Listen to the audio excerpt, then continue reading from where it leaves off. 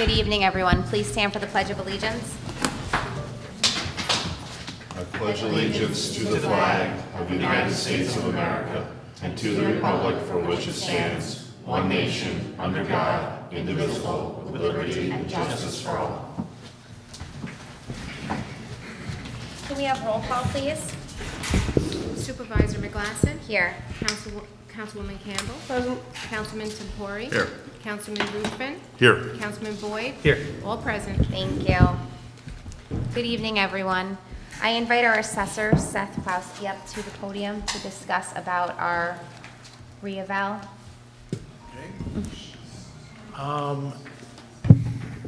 Actually, I'm just here to introduce John Woolham. He's from the state Department of Office of Real Property Tax Services, and he's going to discuss a little bit. We have realized that we have a serious need to do a townwide reappraisal, and to try and help us prevent tax shifts in the future to some extent. And I guess I'm just going to turn over to John. Good evening, everyone. Hope everyone can hear me. As Seth said, I'm John Woolham with the Office of Real Property Tax Services. We're part of New York State's Department of Taxation and Finance. I was asked this evening to talk a little bit about the school apportionment and also segue into the town's upcoming reassessment, which is going to be conducted for 2025. So without further ado, on the table in the back, so everyone knows, there are two handouts. One is a handout that's just a single sheet of paper. This is a copy of the actual apportionment that the Carmel School District calculated for purposes of developing the taxes, the taxes that went out in September. The other is a copy of the relatively short presentation that I'll go through. Again, the part that I'm going to talk about relative to the school taxes, just so everyone's clear, this is not meant to point fingers or to try to lay blame. The school district apportionment calculation, as you'll see on that single sheet, it's fairly complicated. There are a lot of moving parts. The first couple of slides in what I'm going to show you, it's meant to focus in on parts of this calculation that will serve to explain why people's tax bills went up the way that they did. Again, the idea here is not to give you a tutorial from A to Z as to how the apportionment works. So again, keep this as a reference. There's certainly going to be things in here that I'll refer to, but this is really more for your reference. Again, this is the actual apportionment that the school district calculated. Oops. Oh, I thought it was up. Okay, sorry. Thank you, Chris. Okay, thanks. So again, just in case anybody didn't see it, that's the sheet to which I was referring, the single sheet. And we're just now going to go to the the presentation here. So any taxing jurisdiction, school districts included, have to prepare a budget. They have to determine how much money they need in order to do their work. Same thing like the town does, like the county, any villages, special district authorities. School district is no different. So what you're seeing here on this particular slide, these are the school district's budget figures from this year, 23-24, and 22-23. If we look at the bottom line, the total budget, you can, oh, thank you. You can see that the total budget went from under 135 million to under 141 million. So bottom line is the budget did go up for this year. Now, the middle three lines here are all different kinds of income that the school district can receive. State aid, which you can see went up by a fairly healthy amount, almost 5 million. The fund balance in the miscellaneous, not too much of a change. Miscellaneous went down a little bit. But I want to call your attention to the very top line, which is bolded. the property tax levy. The property tax levy, that's important because each year, that's the amount of money that the school district has to raise from taxpayers, from property owners based on the property tax. And bottom line, from 2022 to 2023, the property tax levy went up, it's roughly about $1.77 million. So, like so many things when it comes to taxes, there is never one reason. I'm not saying that this is the major reason, but this is part of the reason. The property tax levy, the amount that has to be raised or had to be raised from the school district's budget, went up from last year. Okay, so in the apportionment process, the school district starts with the assessed values from the segments that make up the school district in each of the 6 towns. As you can see, there are 6 towns or portions of 6 towns that make up the Carmel School District. There's the town of Carmel, Kent, Patterson, Putnam Valley, Southeast, and in Dutchess County, East Fishkill. Now, these segments vary in size.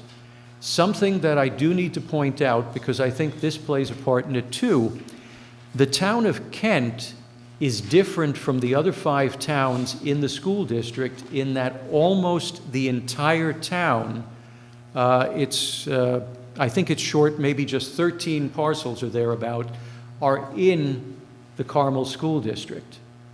So whatever happens, it's going to be felt by the entire town. I'll refer to this again a little bit later, but that's important to know. So if you look at the 2 columns here, the 2022 AV or assessed value and the 2023 assessed value, you can see that assessed values in all 6 of these towns increased from last year to this year. And in fact, Kent's, I'm not going to really mention Putnam Valley or Southeast because they are very, very small pieces of the school district, but you can see relative to the other big 3 or the bigger 3, Carmel, Patterson, and East Fishkill, the amount of assessment increase in Kent, it's a lot smaller. But there's always another but. If we look at the equalization rates, both in 2022 and 2023, all of the towns except the town of Kent are at 100%. What that means, plain and simple, all of those towns actually are performing annual reassessments, and their assessments represent 100% of full value, full market value. That's what they're meant to represent. I should point out that the equalization rate is a town-wide average. So I don't want to be coy about this. If you look in any of these towns, inevitably you'll find individual properties that are probably over or under assessed. But again, the majority, the overwhelming majority, allows this to work out to be at 100%. The difference here is the town of Kent. The town of Kent last did a reassessment in 2018. And I think we're all aware that as we went through the pandemic, property values have increased at a pretty substantial rate. So last year for 2022, and I should point out here too, that this is nothing that the assessor himself can influence. The assessor can only make changes to assessments for new construction or demolition, or certainly if there are challenges, successful challenges through grievances or small claims review or certiorari's. Other than that, the assessor is unable to adjust for changes in market value. That can only legally be done through a town-wide reassessment. So there again, in 2022, the town's equalization rate was 83.7. which means that the town's assessments did not represent full market value. They represented 83.7%. For 2023, the equalization rate went down significantly to 68.8%. So there again, the school could not do its apportionment using these numbers verbatim. All of the towns are at 100% except Kent, So in order to do an apples-to-apples apportionment, any town that's not at full value has to be changed or increased to full value using the equalization rate. That's the legal process. And that's shown in this slide here. This is looking at the full values that resulted from that apportion, or that portion of the apportionment process. And again, you'll see that they did not change for the 5 towns at 100%, but when you look at the full value from 22 to 23, and again, that full value utilized the equalization rate to bring the taxable assessed values to 100% of value, and those are the figures that you're seeing in the 23 full AV column and the 22 full AV column.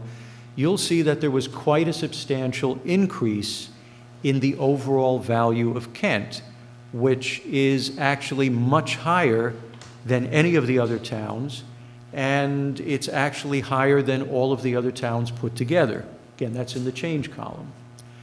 So that's going to be one of the main underlying reasons why the town experienced the change in its tax bills, even though the overall budget did not increase at that amount. Again, we'll keep going, and this will become a little clearer. So here's where we get to the heart of the matter, the levy. This is a portion of that apportionment process, that single page, that shows how the levy is determined. Essentially, if you were to take, I'll just go back for just a second, if you were to take the full values for all of the towns, the taxable full values, again at 100%, you were to add them up, well, you get a 4.8 billion and change figure. The school then will take the component full values for each town and determine the percentage that they represent to the whole. And that's what you're going to see here. So again, you've got the 23, 24, and 22, 23. That's the amount of, that's the property tax levy that's been apportioned to each town. But to get there, that's why there is a percentage of total for each year, based on the full value from 22, 23. You can see that the town of Kent, for last year's school bill, Kent had about 44.5% of the value of the entire school district.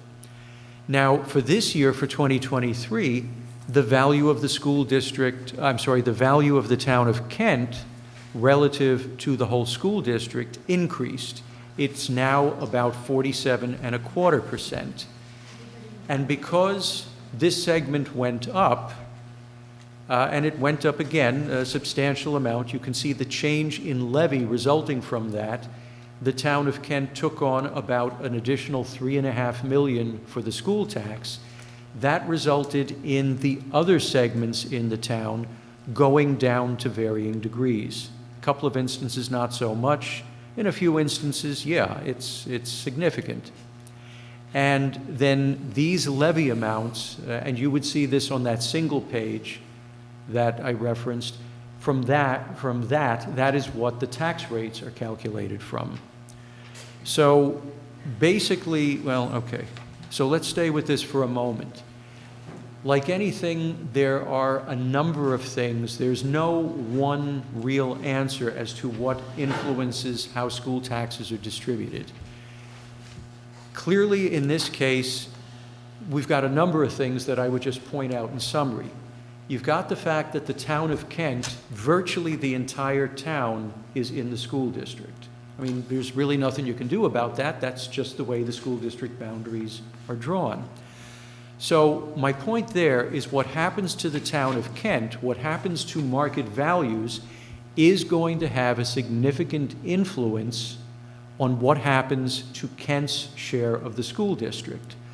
All of the other towns, the pieces of all of those other towns are not the lion's share of each of those towns. So for example, the town of Carmel It represents 25% of the school district, but Carmel, if I remember right, is about 13,000 parcels. I believe the number of parcels in Carmel that are in the Carmel School District, I believe it's a little less than 2,900. So it is possible, it is theoretically possible, that when a town reassesses, different parts of the town could change value at different rates. That's not unheard of. In fact, depending on the kinds of neighborhoods, that's reasonably common.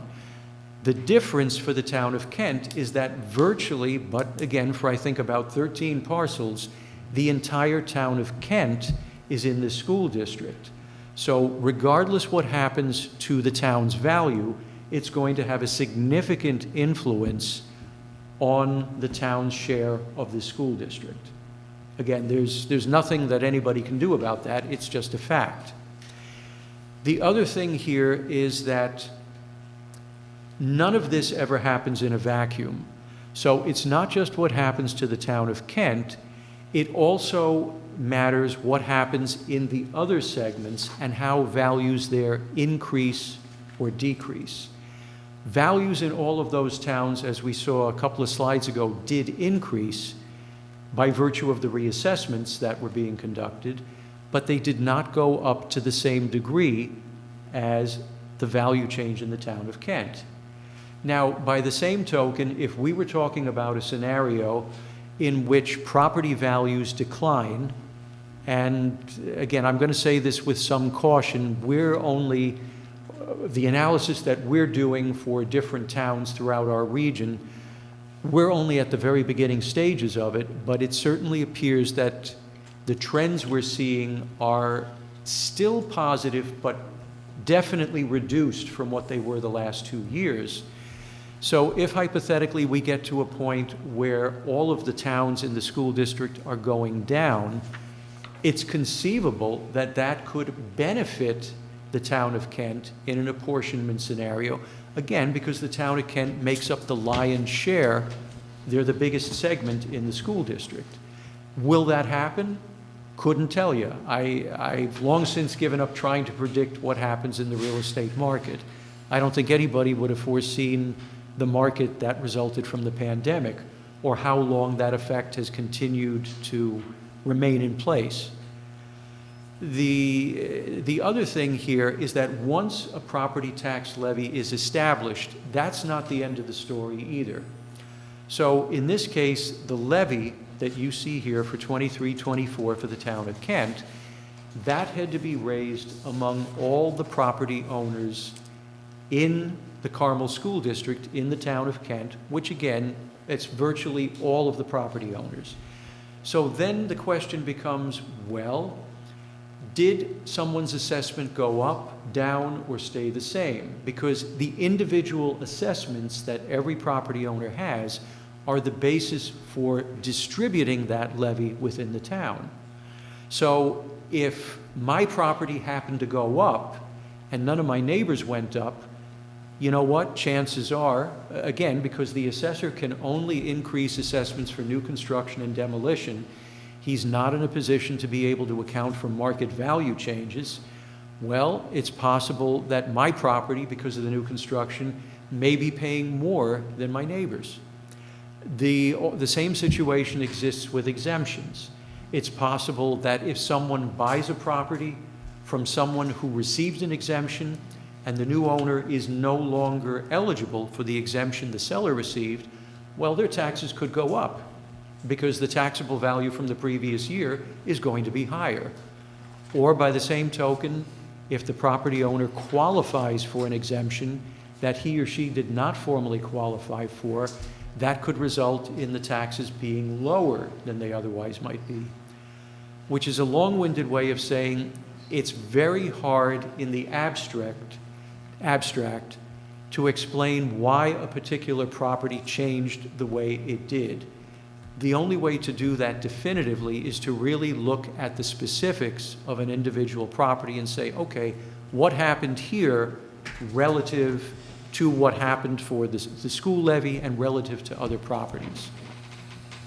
So, again, The point I would make segueing into reassessment is that the other 5 towns in the school district are all performing reassessments, and they typically do so annually, which is why they have equalization rates of 100. So what is a reassessment? Plain and simple, and well, this is sort of the legal definition, but the law says that a reassessment is a systematic review of all locally assessed property, which basically is all property in the town except for special franchises. You don't have any ceiling railroads here, as I recall. Yeah. So it's basically all the property on the town's roll except for special franchise property. That's state assessed. And it's got to be at a stated uniform percentage of value. Typically, when municipalities reassess, they reassess at 100%. That's the level of assessment by which they can qualify for some limited state aid.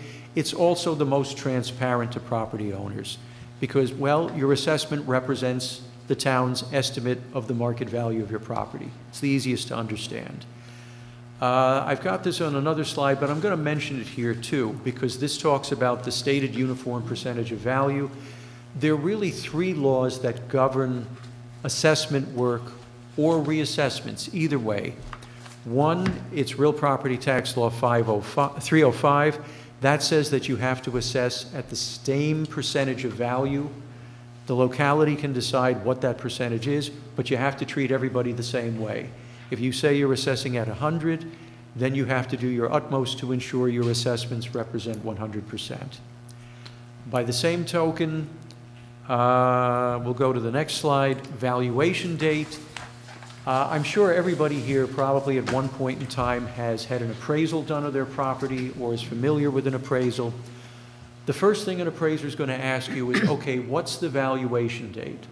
Value is always established as of a specific point in time. So for all of the properties on the town's roll, regardless of whether a reassessment has been done, the valuation date is going to be July 1st of the preceding year. So for everybody's assessment in the town of Kent, all of your 2023 assessed values had a valuation date of July 1st, 2022. That's the date as of which value was established. And then there's something called taxable status date. That simply says that, look, whatever physically exists on your property, the land, the structures, the condition of those structures, whatever exists as of that taxable status date, which would be March 1st, 2023, that can all be captured in the assessment. That's the cornerstone of assessing and the assessment role, and that's true whether a town reassesses or does not reassess. So this here, admittedly, it's a generic example. Again, for the reasons I mentioned before, we're certainly not interested in calling anybody's real-life situation out. So this is generic, and frankly, the numbers are simplified. So we're saying here that in this particular community, the town last reassessed in 2010. And we have 2 properties. Well, regardless of the way the homes look, I know people are always going to have opinions about, well, that home should be worth more than the other. But we're going to say that at the time, they were both worth the same. They both had a market value of $100,000. And consequently, because a reassessment was done, they were assessed at $100,000. So again, the tax rate stuff is simplified here. It's simply saying, look, they're paying taxes at a rate of 1% of the property value. So they're both paying $1,000 in property taxes. Again, very grossly simplified, but there's a point. Similar value, or the same value in this case, they pay the same property tax. And we're both going to pretend, that none of them had any exemptions or anything like that. So now we're going to flash forward to present day, 13 years later, 2023. Hypothetically, one of the homes increased in value tenfold, but the other only increased fivefold. So the assessed values have not changed. Both of these homes are still assessed at $100,000 because there has been no reassessment. Now, again, the underlying premise of any property tax system out there is that we pay property tax in proportion to the value of our property. So in this case, both homes are still assessed at $100,000, but the market value is noticeably different. The one on the left is worth $1 million. The one on the right is worth $500,000. They've both gone up, but not at the same rate. So the tax rate is now 10% across the board, but it's still being levied against the static historical assessments of $100,000 each. So clearly, the home that's assessed at $500,000 is paying more than the property owner should. The property that's worth $1 million is getting a deal. The property that's only worth $500,000 is actually subsidizing the other homes. And this, if I could point to one thing and one thing alone, the reason for doing a reassessment, this is it. Reassessment and the system of assessments on the town's roll that it publishes every year, it's supposed to be about fairness. I'm not going to be coy here. There is no such thing as a perfect assessment roll. And that's why there's a grievance process, et cetera. So people can always question that. But the idea of doing a reassessment is to reset the town's assessment in proportion to current market value, which is going to be established based on the applicable valuation date. And this is also why these valuation dates, there's a new valuation date for every roll. So for 2023, it was July 1st, 2022. For the 2024 roll, it's going to be July 1st, 2023. And in the year of the reassessment, the year that gets implemented, which would be the May 2025 tentative roll, the operative valuation date will be July 1st, 2024. Ideally, the valuation date gives the assessor, assuming the town supports a reassessment in those years, the ability to reset market value.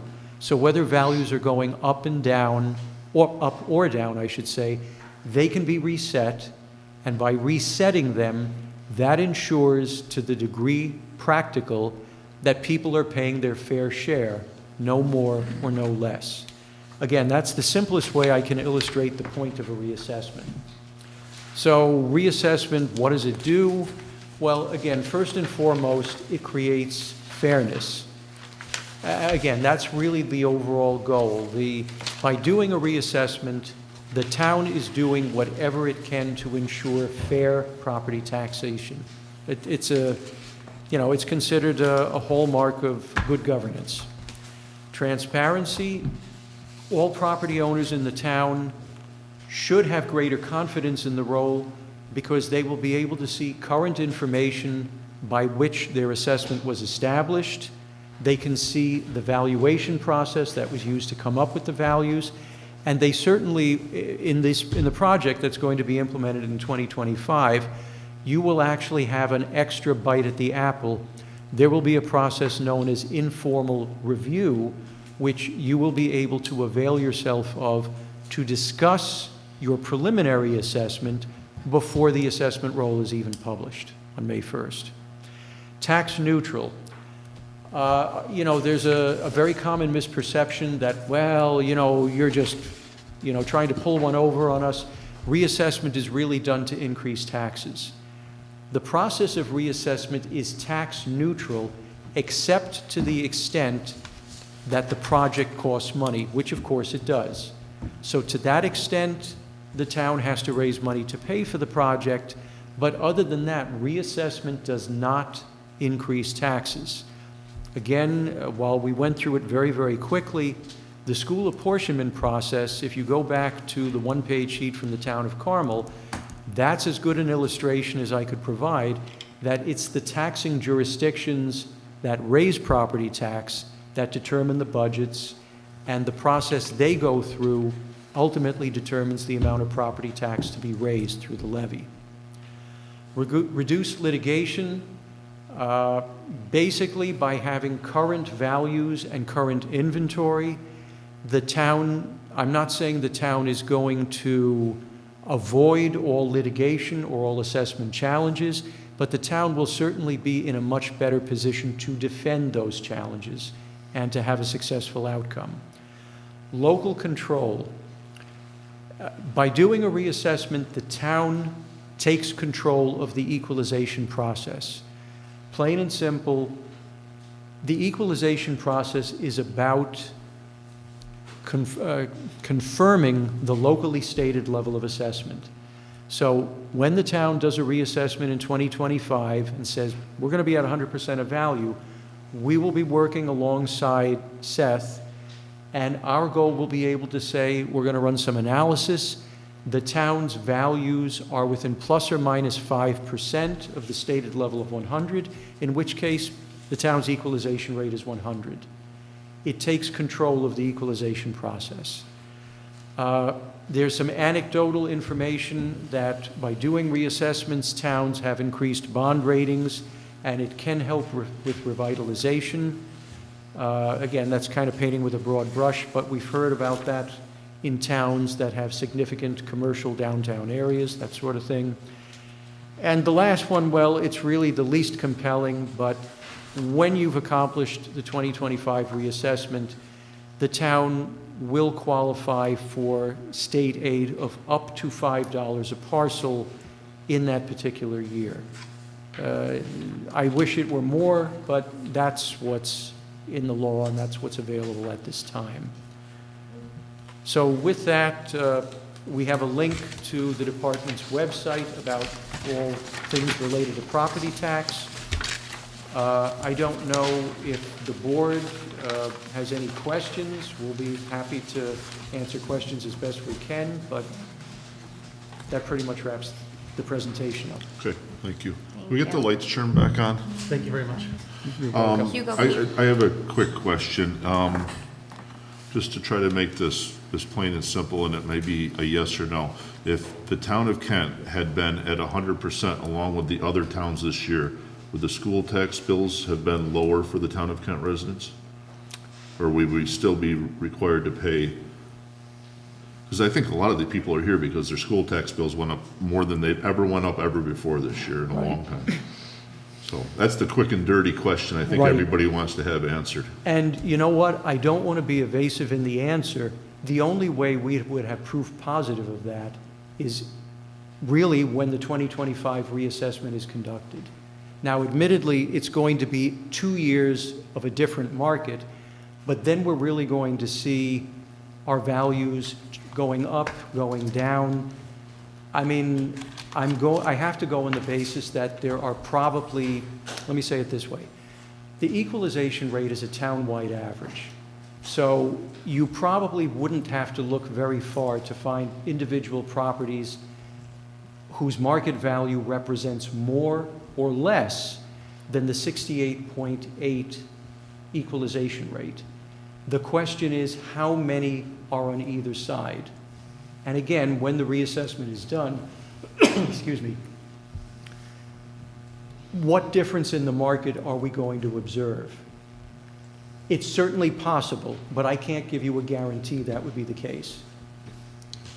We would know a lot more when the 2025 reassessment is done, because that's going to give us the best picture of what value in the town really is. So going back to go back through your slides quickly. Sure. One to the third chart back. Carmel, page 5. Sorry. I can't wear my distance glasses and I don't have reading glasses, so I'm struggling here. We see here under the change in the levy, Kent went up 3.5+ million. Right, And all the other towns, their levy went down. right. Does that have anything to do with the equalization rate?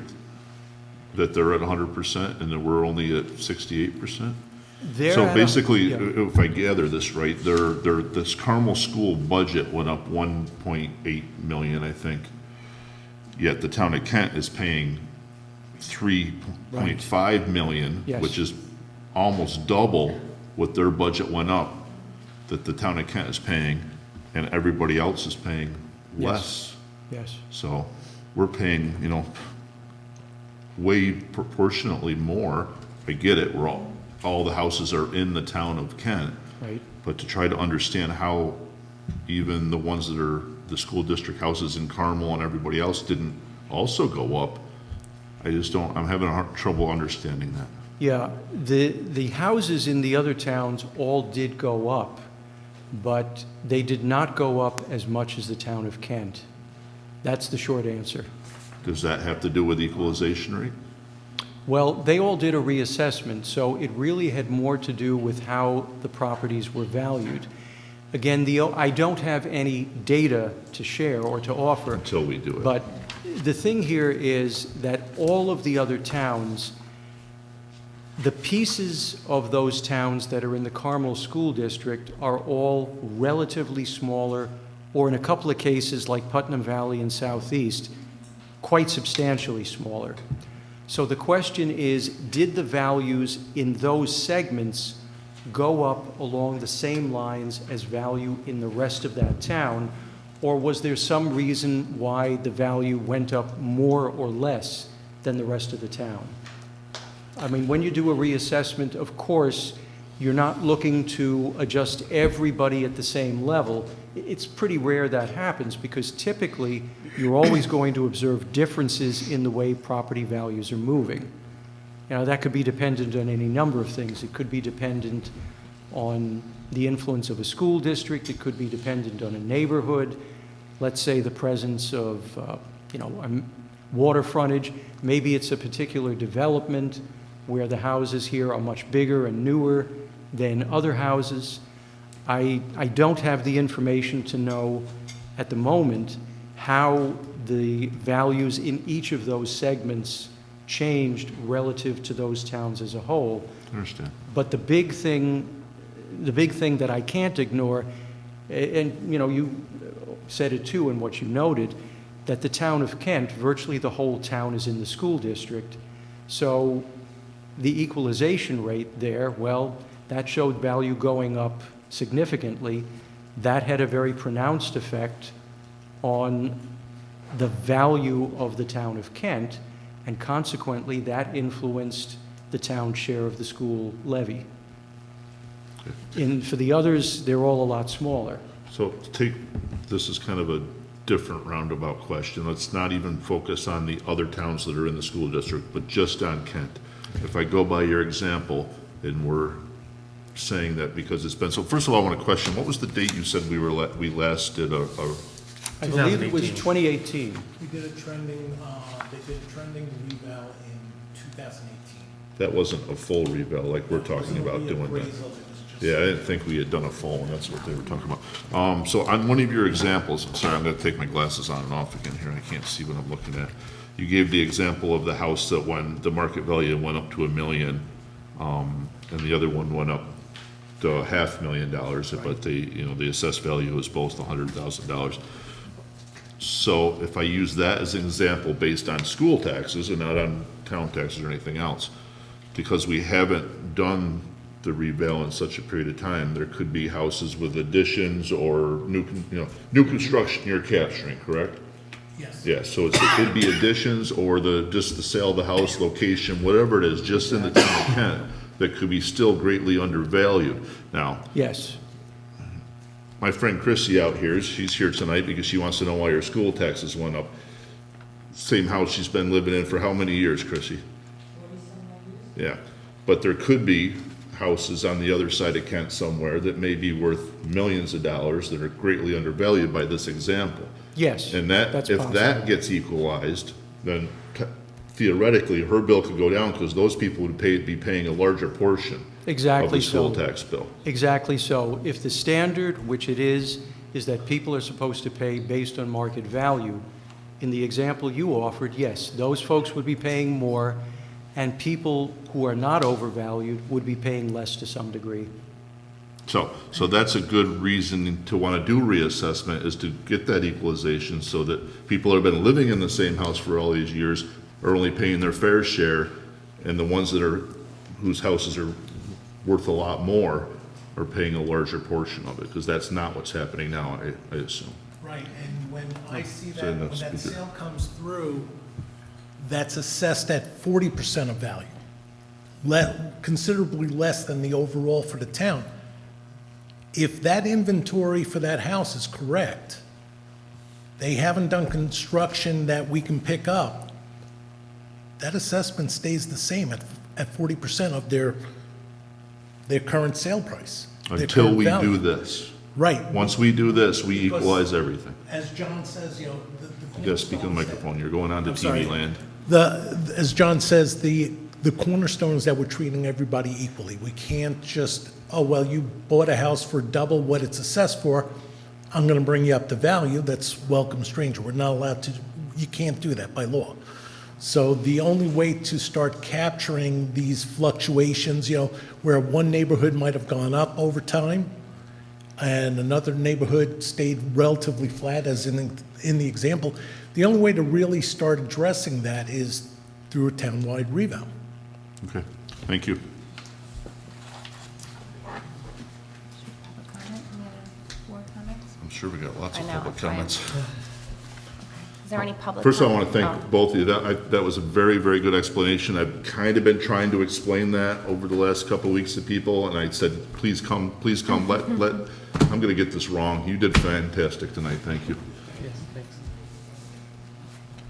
As my mother would have told me, even a blind chicken finds a kernel now and then.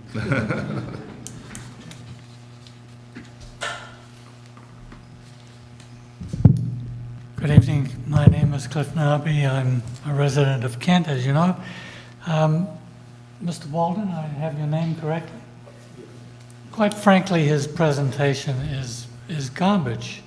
I think we all know that the price of the value of our houses has gone up in the last 3 or 4 years. If the valuation date was July 2022, how they've moved from 2018 to 2022 is definitely upwards. We know that. But we also know that the same applies to Patterson, Carmel, Southeast, Putnam Valley, all around us. And, I don't have the accurate figures, but Putnam County produces, the entire assessed value printout. So I looked at Carmel, and this is all of their properties. Some and many of them, are in the Mahopac School District and other school districts. But the town of Carmel went from 6.1 billion assessed value in 2022 to 6.6 billion in 2023. So the entire town assessed value went up by 0.9%. Well, we know that house values didn't go up by just 1% in the last year. So I have a question for Mr. Walden. Just how thoroughly do you look at the assessment, the 100% full market value assessments done by the other towns?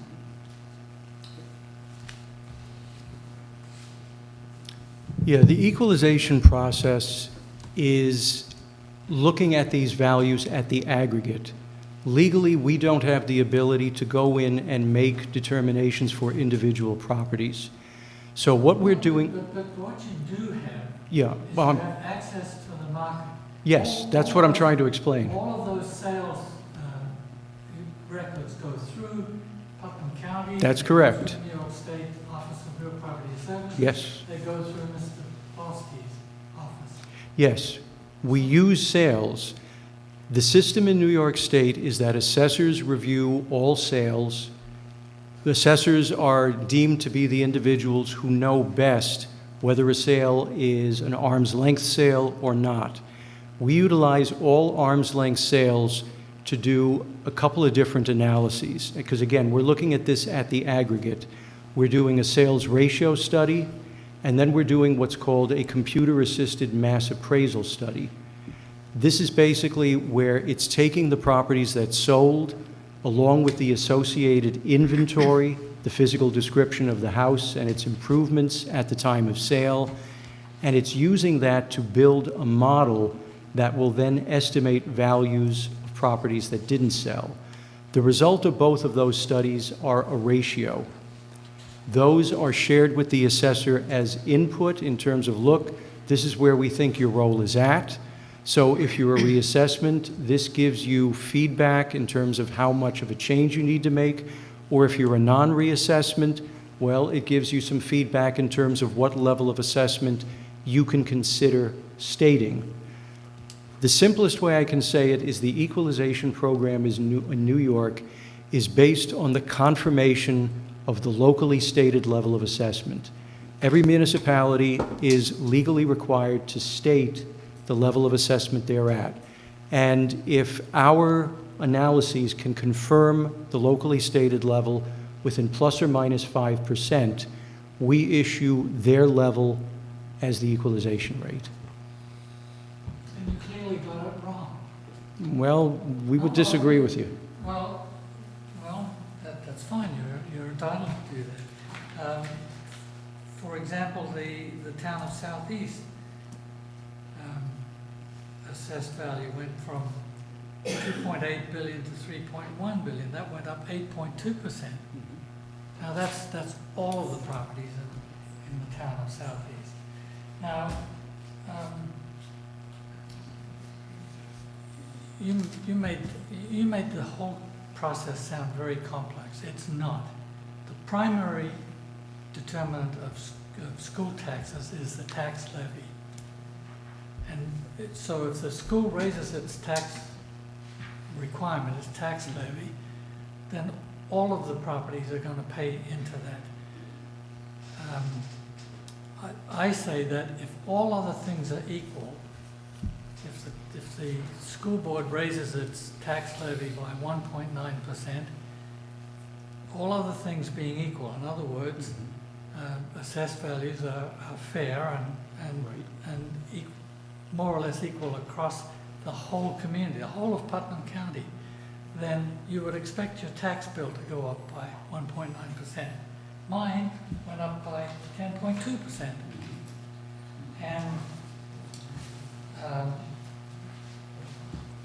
my fair market value went from 393,000. That would have been as of July of 2021. So after while the pandemic was in full bore, it went up from 393 to 478,000. That was an increase in 1 year from 2021 to 2022 of 22%. You know, that may be valid.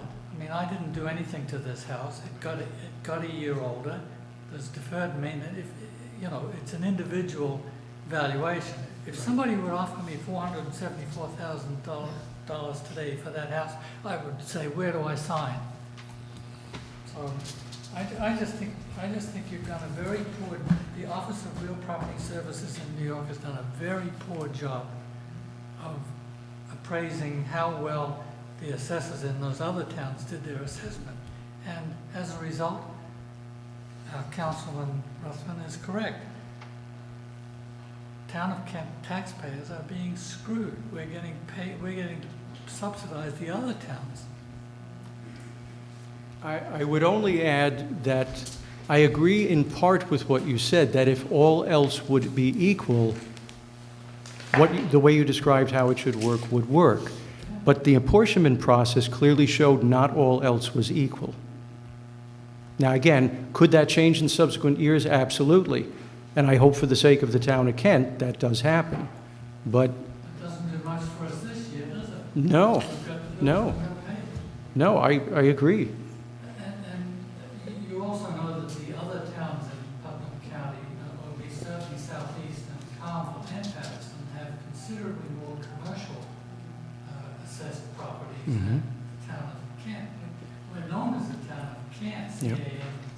C-A-M-P-T, because first of all, the city of New York owns a significant portion of the land in Kent, which is unimproved vacant land.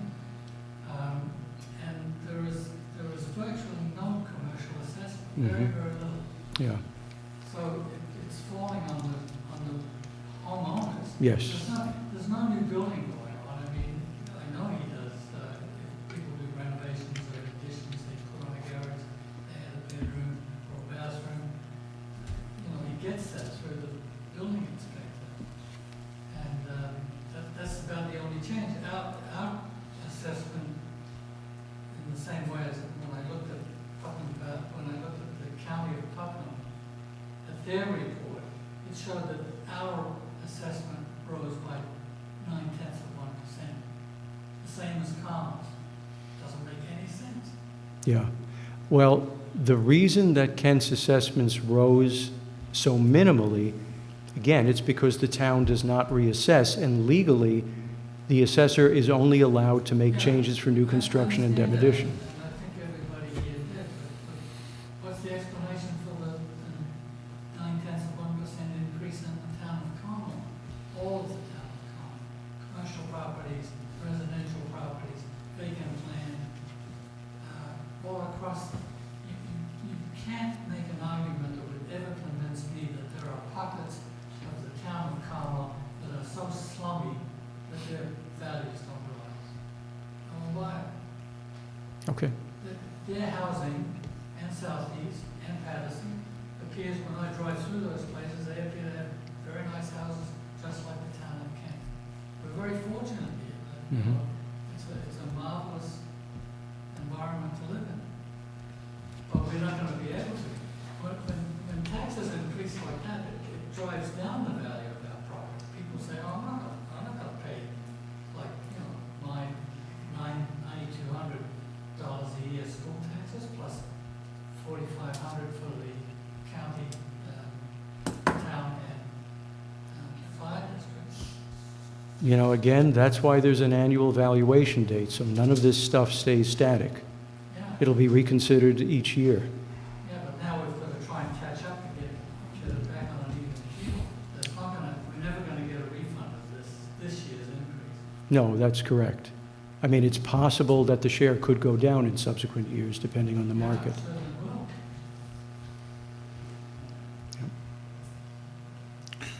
All right. Any other comments?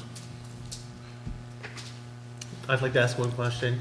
So, logically, we think that, an XY graph, right, you're thinking if our taxes are going to increase, that, we're going to pay, or the value of our homes are going to increase, we're going to pay more in taxes. But as I believe that if my 8th grade math is correct, and it's more like an inverted graph, as we reevaluate properly, we should pay less in school taxes, is that correct? It's not a logical line, right? As I think a lot of people here think if the value of my house goes up, I'm going to pay more. But rather, when it's reevaluated properly, that we actually may pay less. That's possible.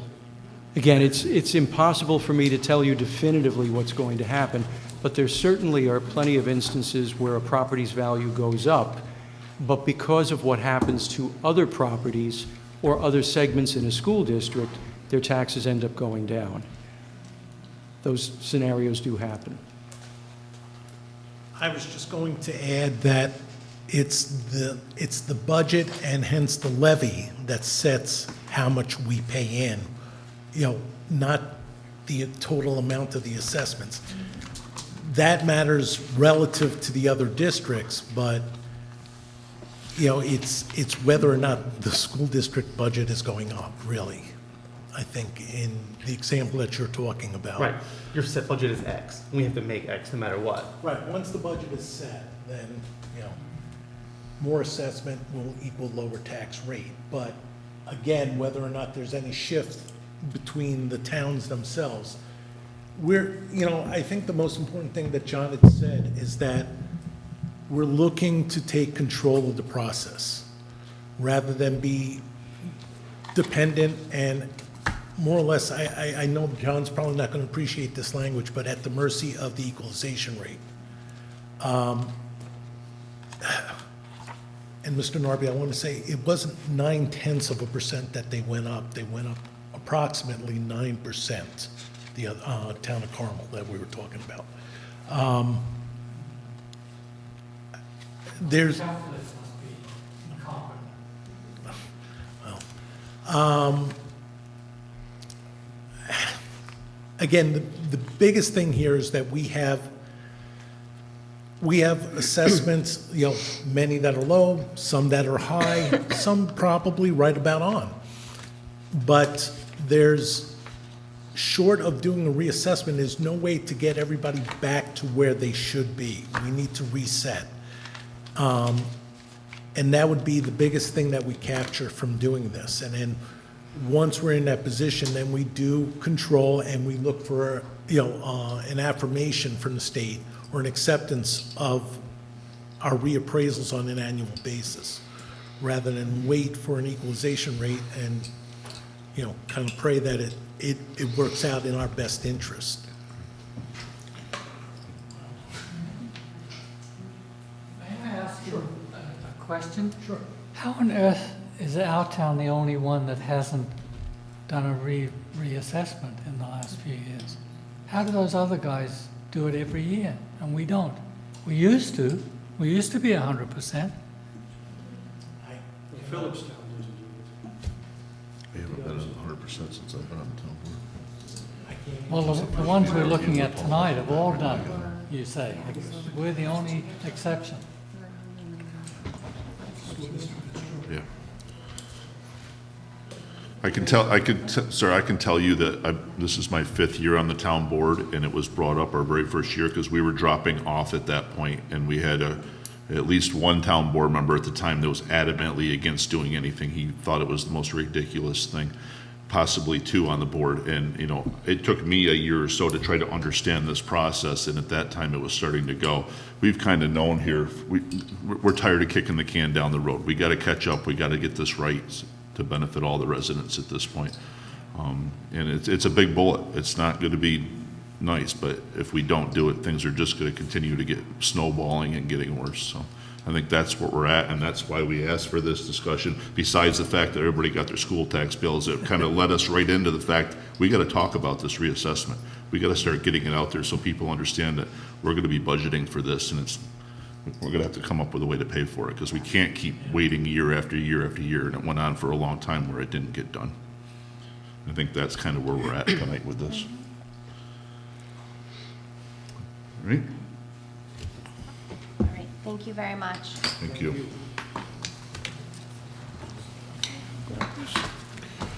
Our next item on the agenda is New York Forward. I invite Councilwoman Campbell to start the discussion. Okay, so if you're here for New York Forward, thank you for coming. This is a major grant opportunity, and it would give us either $2.5 or $4 million for downtown revitalization, and you're probably scratching your head and saying, what downtown? But that is the point. And we know for many years, for decades, we've had community members and leaders who are aware that something should be done to improve our downtown areas, our commercial districts. But despite their best efforts and guidance, lacking the funds to make it happen, we haven't advanced that far. So we're trying again. We applied for New York Forward last year. We were not successful. We want to apply again. Community engagement is important. And so there's a survey on the town website, which will be up for about another week. The grant application is due next Friday, so I think we'll probably keep it up until Tuesday. So you can go in on your computer or scan the QR code and do this on your phone.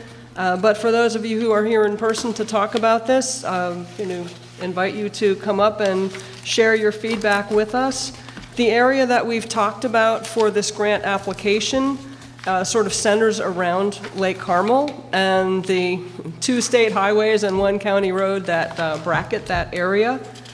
And if we are able to attain funding, we would have support of planning services. So we don't have to know everything that we're going to put into this project, or the application doesn't have to be that detailed, but we do need to make the case that our downtown area needs revitalization. We need to make the case that our community is supportive of that.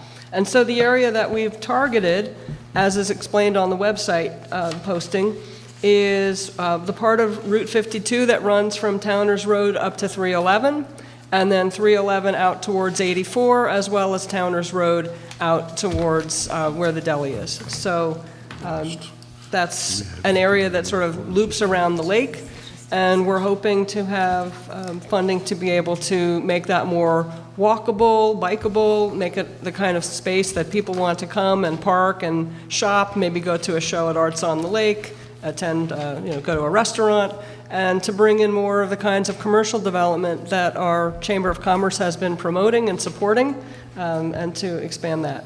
So without further ado, if you have feedback for us, we would love to hear it.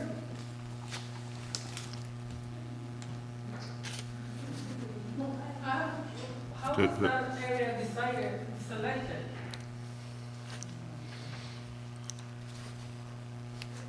How was that area selected for this? How determined? I mean, 52 has more commercial areas going towards Carmel. I just wondering because there's nothing on the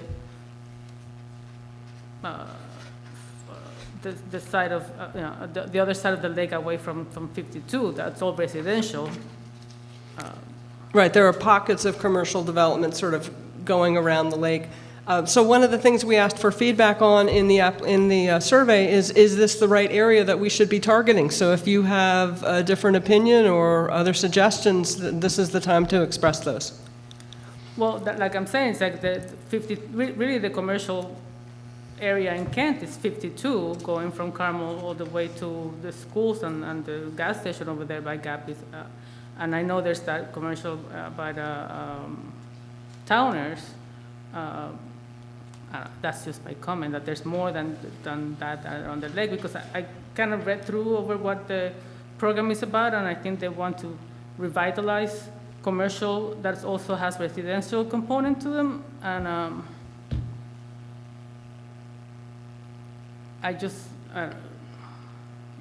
think there's other areas beyond what was determined and what was selected. Okay, make a note of that. And since I'm here, let me just say another thing. Like, I don't know exactly what is it that they're looking for, what is it that where the money wants to be spent exactly. I assume that depends on the town.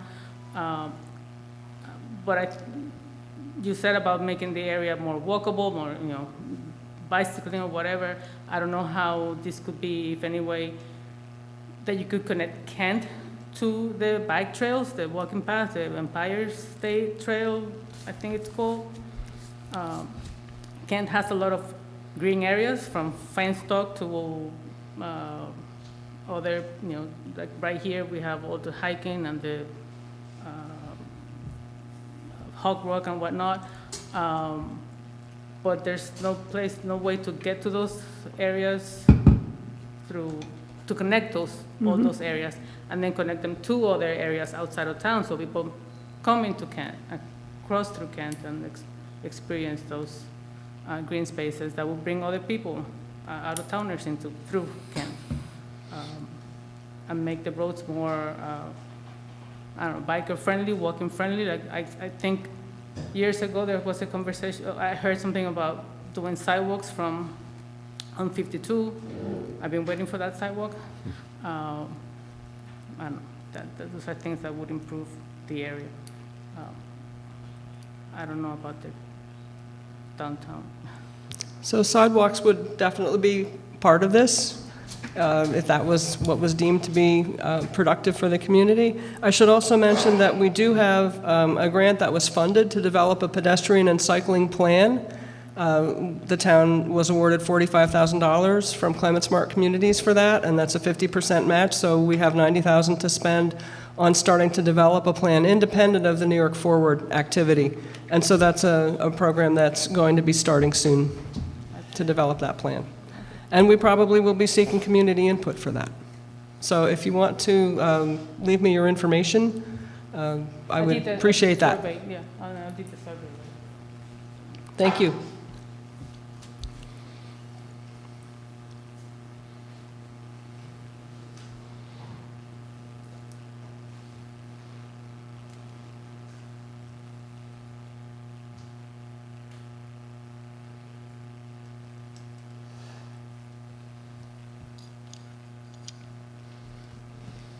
Good evening.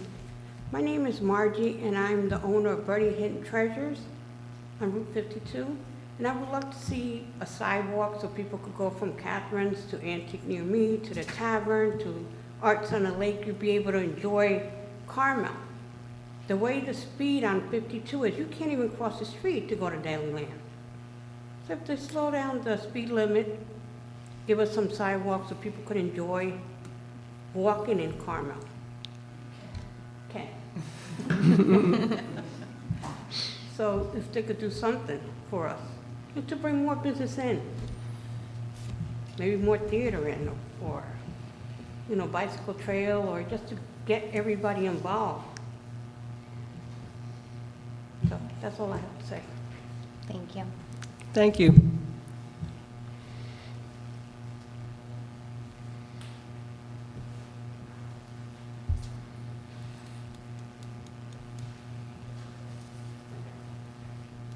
Susan Kotzer, Town of Kent. I agree with Margie. The traffic on Route 52 is way too fast. I know it's a state road. I was out there last week, and the tractor trailers and the cars are whizzing by. Some young lady was sitting on the curb waiting for a bus, and I thought she was crazy to do that, because one crazy person just making a quick left-hand turn, she'd be gone. So unless you get that traffic slowed down somehow, putting a town little, like Bronxville or something, Chappaqua, it's not going to work there. It's just not going to work. Sorry. Thank you.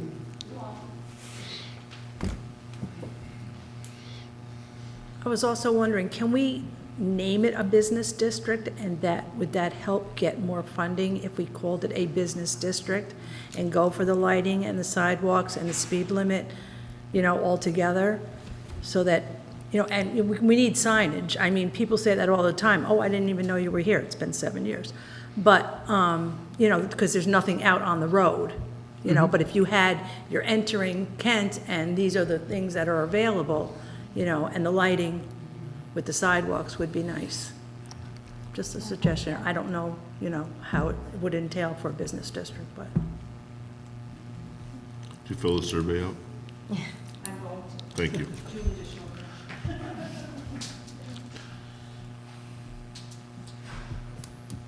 Good.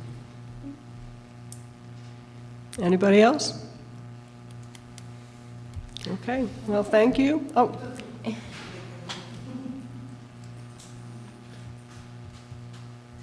So on your end, what do you see this becoming, this program? What's your vision? What would you like to see? I think a lot of the things that our residents and our business leaders are telling us are accurate. We need to find a way to have a business district where people are comfortable walking, taking a bus. Maybe we need to improve public transportation. We probably need parking, wayfinding signage, lighting, you know, all of these things. Possibly working on building in some affordable housing as part of this for seniors. But again, we would have the services of planning professionals if we're funded.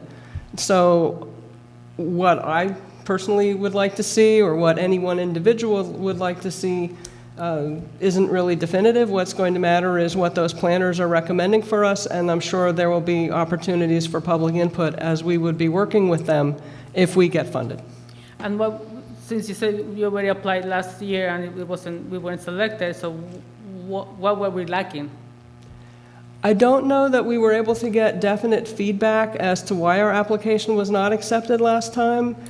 This is decided by the regional economic development corporations, I believe, and only a small number of communities get funded each time, so we felt that it was worthwhile to make an effort once again. I believe our grant agency personnel will be attending a workshop or informative meeting, and so we may glean some additional guidance for how best to position our application. We'll do the best we can. Thank you.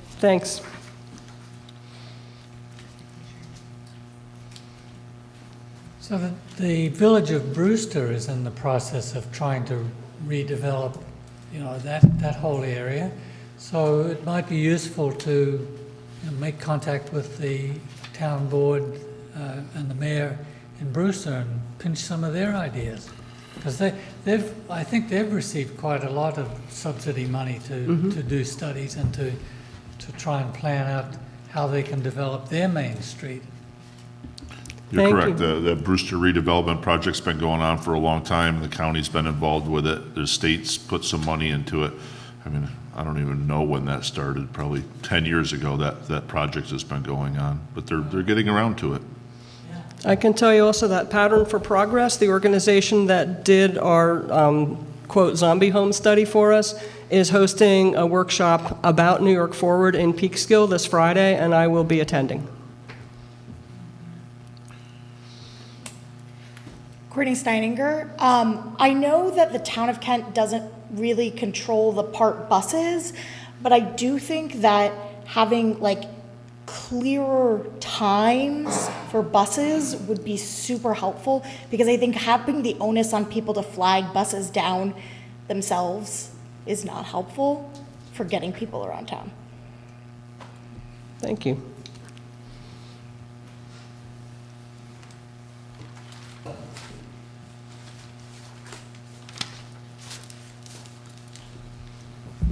Hi, Henry Boyd,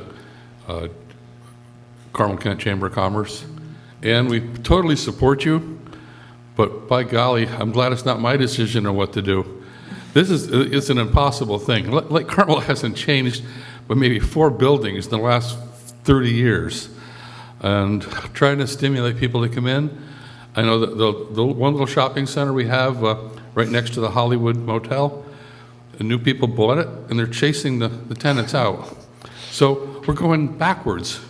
And it's like there was a bunch of little nice shops in there. And last year when the Chamber did their Oktoberfest, everybody participated. And now there's just 1 or I think 2 stores left in there, right? There's just 2 stores left in there. I don't know what those people are going to do. I mean, a store that's empty pays no rent. So, but we're behind you. We're behind you. Whatever you can think you could come up with, my doors are always open. Thank you. Thank you, and thank you for the letter that you provided. Yeah, the cider straw was wonderful, and I've been looking at that shopping plaza and thinking there's so much potential here. We could make this into a place that the public would really want to come, places where they could stay, and we'll see what happens in the future.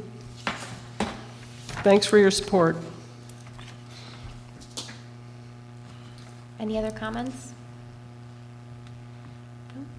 Well, thank you, Okay. everyone, for your Thank you. input. And make sure you fill out the survey online. Just go to the homepage, and it's right there. You can click it. It's under News. If you look on your phone, it doesn't pop up like it does on the computer, so it's easier to see on the computer, but.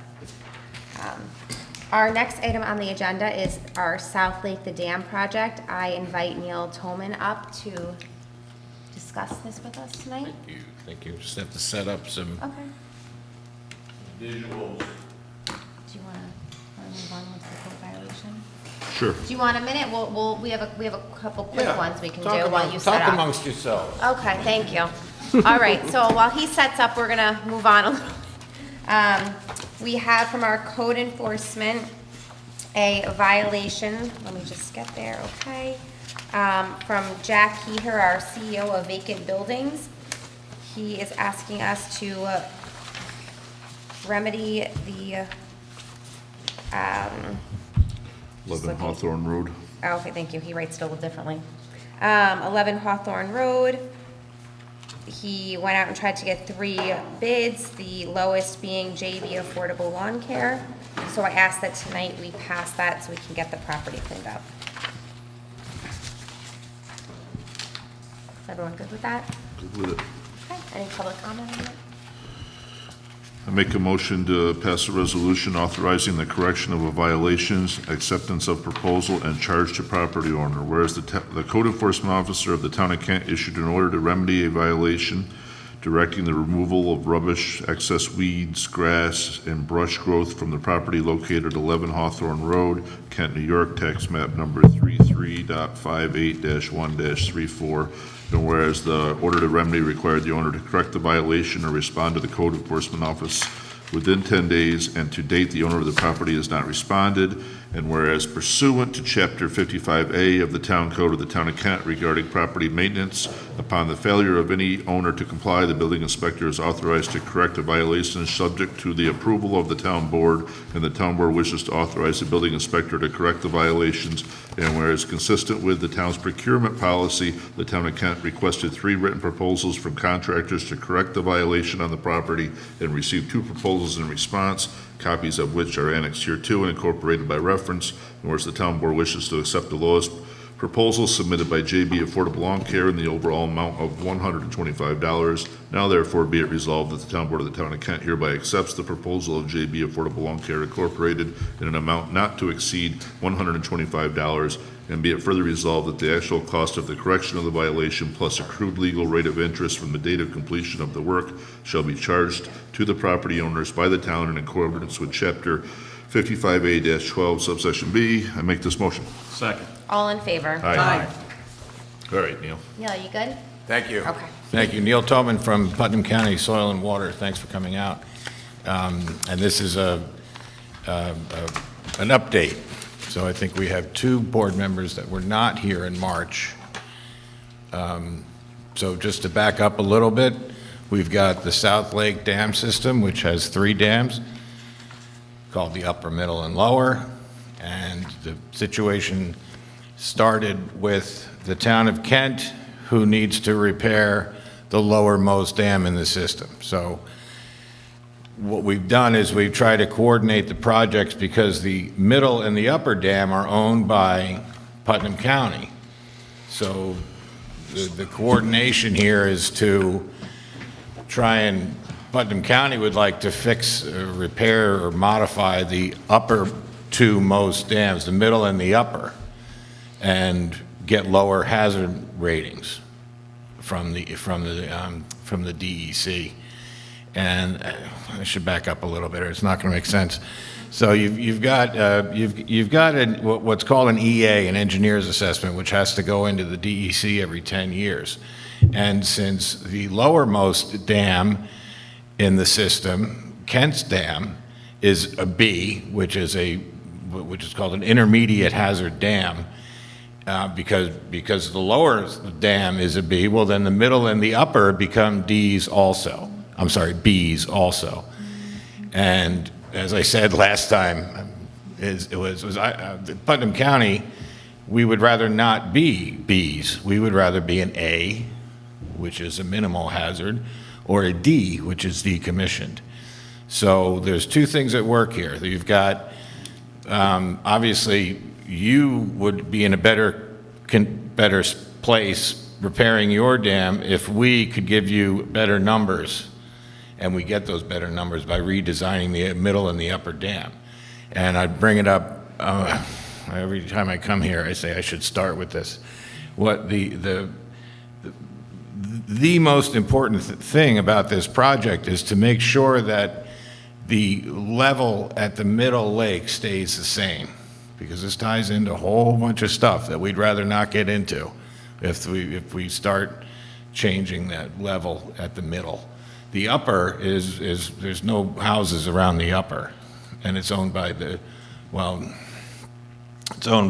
Office of General Services last time I checked, but so the idea is to bring that level down. There's not a lot of difference between the upper and the middle right now. It's less than 2 feet. In fact, the whole thing barely qualifies as a dam. So we're going to make the middle and the upper the same, and then we're going to try and make control the system from the middle to the lower. And so that's trying to catch up a little bit. That's sort of where we left off last March. And at that point, I said, well, I'll come back. I didn't have anything at that point. We just had this idea, we had this thing we wanted to do. And seemed like a good time to do it. Since Town of Kent got a grant to do the lower dam, well, let's fix them all, and we'll all be in better shape. So in catching up, we sent out to, we contacted Burton and Lujotis to sort of work with us to tie the projects together, and that's where we left off last time. I said, I don't know where we are, I'll come back when I know something. So that's why we're here, because I know something. Not a lot, just something. So these two should go easy. I also learned last time you can't walk away from this mic or you can't hear anything. So this is the upper dam. This is the upper into the middle dam here, okay? Then we've got the middle to the lower dam here. Let me take the dude. Break out my karaoke skills here. So the opening being, you can see the marks from last time we were talking about this. There's an opening here. If you've ever been up the side, you can drive right next to this. And there's an opening here, and then, I can't get over there, but you can see right in the middle of that photo, you can sort of see the area. That's the existing dams. These are the existing dams. So let me hang on here a second. I'll show you what Burton and Lujotis came back with. So what we have from Burton and Lujotis, the locations are the same. The locations are where we had talked about last time, which is right along Lake Drive. The difference is that they're recommending, and we didn't really know what they were going to come up with. What they come up with is building weirs, which are, there's different forms of weirs. Some are, but they're basically a way to control the outlet, or to control the amount of water that can get out of the system. And that's a good thing to think about. When I talk to people about dams, you know, the whole idea is to, like, you want to get the water out of your system. You want your lake levels to be at a good recreational level, but you don't want to retain any more water than you absolutely have to. So that's sort of what we talk about going into this. So we've got two weirs, and they're where we said they would be. Their size, which we didn't know, came out to be roughly 12 by 90 or 12 by 100. Okay, so that's like from here to the front door, maybe. Okay, maybe not quite that far. So that's, and 12 feet wide, which is about from me, well, to Chris, say, and then to the door. So that's 12 by 100. And they've recommended two different shapes. And so I actually brought some visual support with me, because even looking at the drawing, it was kind of hard to tell what they were talking about. So it just, for now, just remember the upper, which is upside down to me. But yeah, this is the middle, and then the upper. Okay, so let's talk about the upper. All right, the upper is designed to keep these two levels the same. Remember now, we're talking about the elevations of the upper and the middle lake. So those two, we're trying to keep them really close. So what they did was they built something like this, which is a very simple berm. And you have crushed stone profile. I have it on here, but you can't really, I don't know, I didn't like this drawing.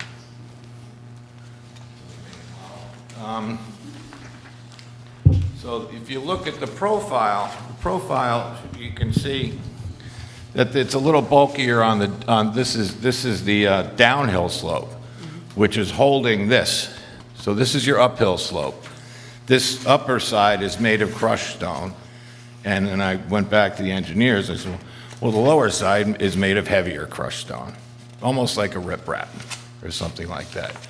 And what they do is they lay it out, and it's compacted as you go.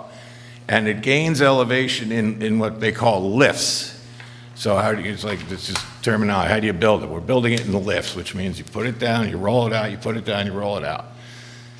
So this is the first, this is the uppermost dam. It's doing something very different than what the middle dam is supposed to be doing. We'll talk about that in a second.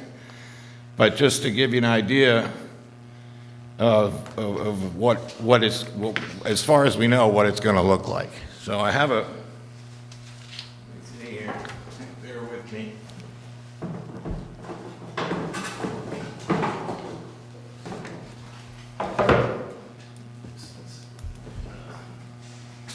Haven't quite figured out my road show yet, but. So I built the water layer. And so the water layer looks kind of like that. So this is the level of the water. And so there's not a whole lot. There's a lot going on underneath, but there's not a whole lot keeping the upper from the lower. It's basically just kind of goes wherever it wants to go. You got a heavy rain, this thing's 100 feet wide. So, it starts getting low, nothing's going over. Get a good rain, it's got plenty of room to go over into the middle lake. Okay? Different idea with the middle. Neil, may I ask how wide the dam, or, what's the width of that dam all the way across? They're calling from, I'm going to say 10 to 12 feet. No, but I mean, the overall length of it. 100 feet. Two sides. That's actually, so it's basically going across the entire. Well, a good chunk of it. I mean, it's not as far as you think of. I think if you look at that photo, you see where it kind of crooks in a little bit? That's kind of the area. I wish I could walk over there. Got it. Okay. Thanks. That's roughly what we're talking about. So here's the middle dam. And the middle dam is doing a very different thing. So you got to remember what we're talking about. We know there's going to be an elevation drop. This is the middle coming in here. This is the lower down here. It's doing a very different thing. So, and it's also constructed differently. So you have a wall, like a real wall, built in concrete, and then they actually call for this curve. And if you just go on Google Images and type in Weir, you'll see something like this. And this is what's on the drawing that I don't like. So, again, 100 feet long. This is all concrete. It's not crushed stone. So this is built just like a monolithic slab, where you go in, you give yourself some, either a cofferdam or something to give you some room to work, and you pump it out and you get in and you put a form in, and you fill it with concrete quickly. And so there's timing. Timing is obviously a thing here. So try to do work like this in the summer. Okay, so when this goes in, that's your water level. Just not quite, but something like that. Something like that. Very low tech. Doing a very different thing, okay? So it has to build up and get over that berm. And so the idea is that there's a drop, and there are your elevations. But that's important because it's keeping, this is the middle where we have property, and then we have the lower level where we have property. That's what we want to keep, and these are the guarantees that we're trying to give. First thing we told the engineer, that's an important element to this project. So, moving forward, let me get a glass of water. Moving forward,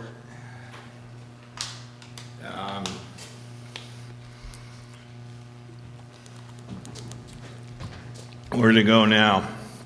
Article 15, joint application. So, yeah, Article 15 on the DEC regulations and Section 404 for the Army Corps of Engineers Clean Water Act. These have to be filed as a joint application with both agencies, plus the Office of General Services. So that's where we are. It's a pretty long application, but people do it all the time. And we're trying to get that in. I think an important thing is that I think at some point there should be a letter between, somehow drafted with both the town of Kent and Putnam County to communicate to the DEC and the Army Corps the nature of this project. What I don't want to happen is have them get these applications in and not see that they're basically the same project. I want, okay, here we go. Brian Drum, Brian Orzel from Army Corps, and Dan Consterno from New York State Dams. I want these guys to sort of know that these projects are somewhat woven together, so that, just so everybody has a clear understanding about what's going on. We have applied for the water quality improvement grant that went in last month. I don't know how, we'll see how much we get. We did try to bring up the fact that these are coordinated projects. We tried bringing that up a few times during the application. And there is a line item in the Putnam County capital budget for dams. So we're going to have to see if I can't tap into that at some point, and if so, to what degree. So that's pretty much your update. The one thing that, I'm always aware of this, I know you are too, is anything like this, we have trees that we have to clear, and we can't clear the trees after April 1st. So that's always, anybody that does, and we all know that that's a thing. So I'm trying to get this, I'd really like, and I'm sure, maybe I'll talk to Richie about this. I'd like to get the trees out next winter or late spring and explain to them, I don't know where we're going to be with the process, with the application process, or the approval, or the funding. But I'd like to start a conversation about getting these trees out of the way and at least having that done, so when we're ready to go, we got to go. Our construction window for this is it's gonna be tight. Well, they always are, but this one especially with the rains lately, it'll make you crazy trying to schedule the job like this with the way the weather's been lately. So there's two things I'm floating while I'm talking to you. One is this letter to the DEC, and the other is this idea of getting the trees out of the way. Admittedly, before we're like ready to go, but in a way, you got to do it when you can. And there's always a discussion about, trees and how many, and do you really have to take them down? And so I'd rather have that conversation start earlier than later. That's a valid concern, but we have to take the trees out anyway, and there aren't really supposed to be any trees growing on these dams anyway, which is kind of unfortunate that it's grown the way it has. So I think that's it, unless anybody has any questions. Sure. Well, why don't you start with... Oh.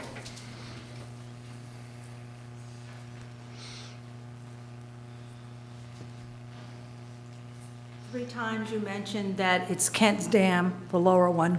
We don't own it. You said it was a culvert that we're fixing. Yes, and hopefully the $1 million, whatever they got, will fix it. Trees coming down. Lake Carmel has to pay for their trees around the lake shore.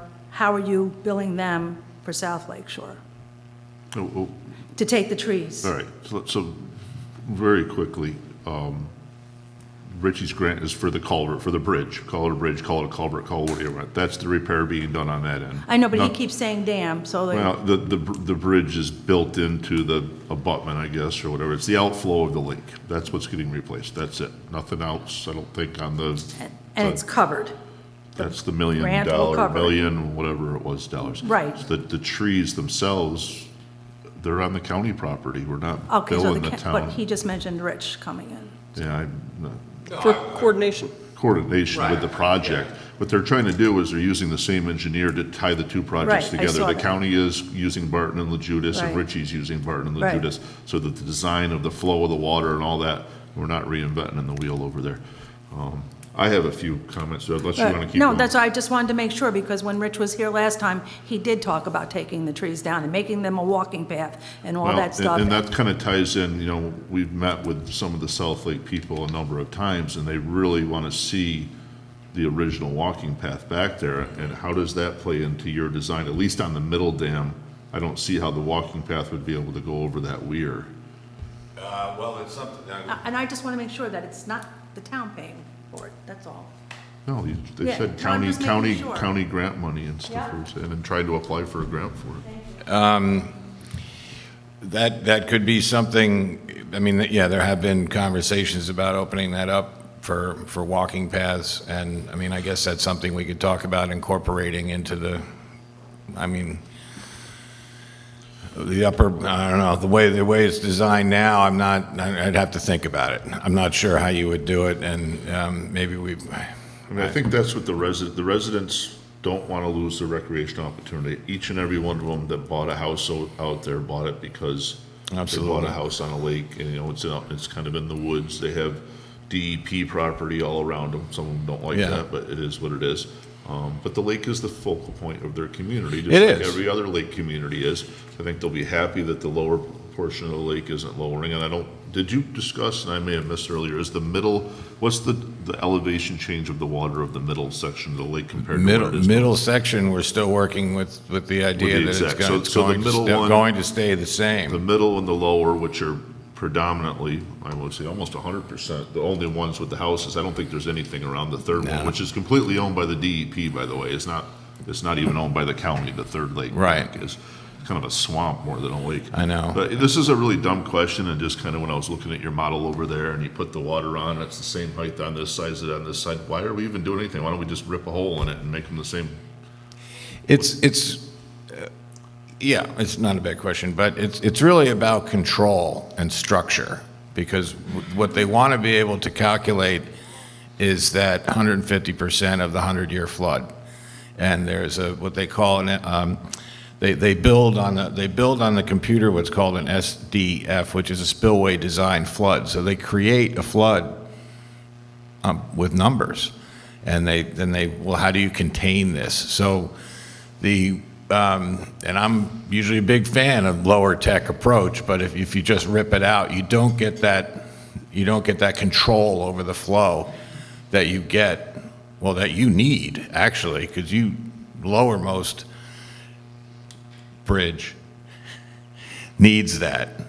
Their lowermost culvert needs that number to work with. So I get it. I mean, I understand why they want to.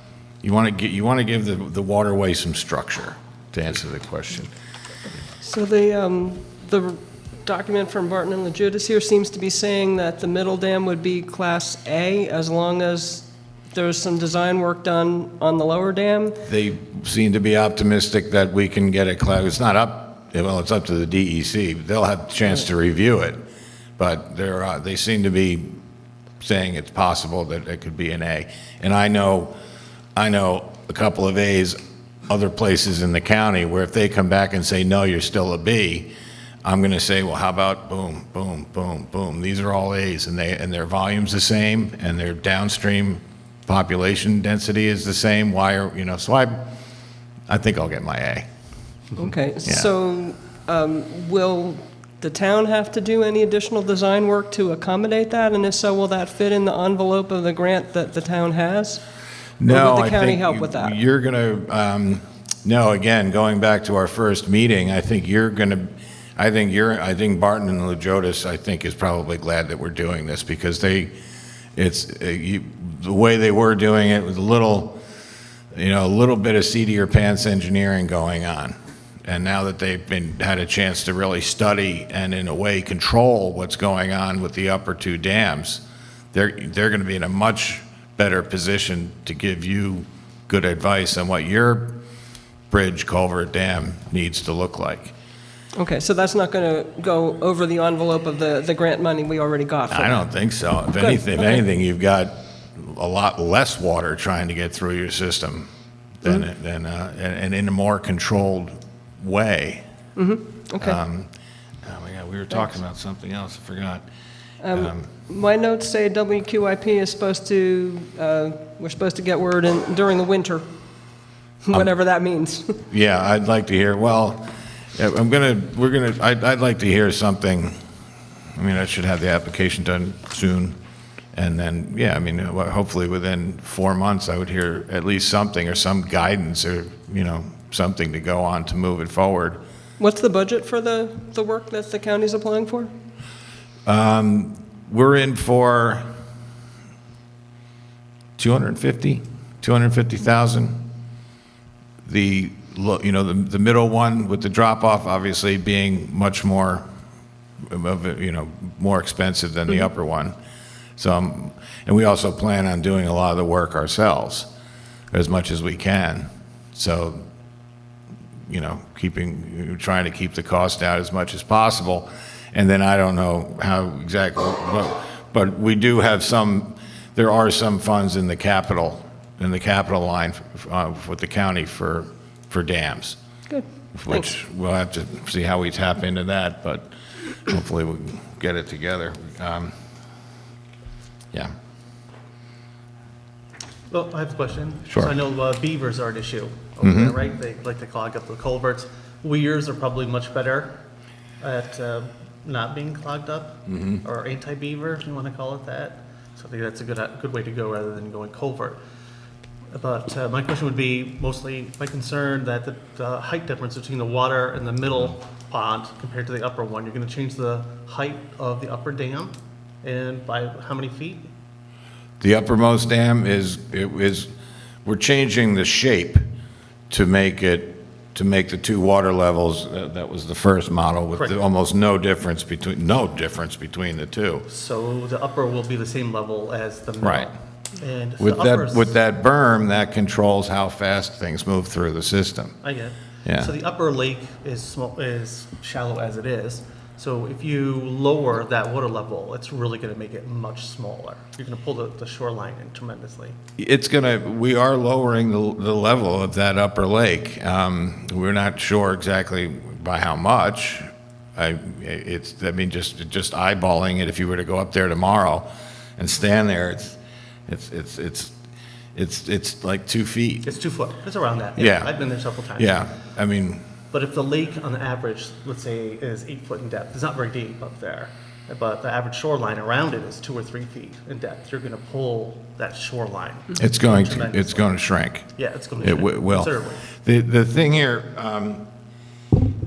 is that with the upper lake going into the middle lake, what we have going for us is that this is consistent with current DEC policy, which is with dams, it's drain it or fix it. That's what we're trying to do. We're trying to reduce this as a liability. So that's number one thing that's good for us. And the other is this idea of connectivity, where they're trying to remove, you've probably seen it in some newspaper articles around, mostly across the river. They have a lot of dams that they're removing that go through towns. They've just sort of outlived their usefulness, and they're removing them to increase aquatic connectivity so certain species can get up and down the water easier. And so that's sort of what we're doing with the top one. We're actually making it easier for things to migrate. So those are two things, and this is what you look for. I mean, you try to find your good cards when you're doing stuff like this. So those are two things that are components of this project that are working in our favor. I just want the people to know that upper lake is going to shrink considerably if you change that water level by 2 foot. Yeah, it's going to go down. Yeah. Which is owned by New York City DEP. Last time I went through, they sent me to Office of General Services, who sent me to the DEP, and the DEP with the dam. They're like, no, we wouldn't have anything to do with it. You got to go through Dan Constanero at New York State Dams, which is fine. I don't care who we go through as long as we can do it. I mean, not talking about the dams, but the lake itself, the one that's going to shrink, Right. is New York City DEP. How do they feel about the water body shrinking? I didn't get any feedback from them like they were that concerned. Okay. Yeah.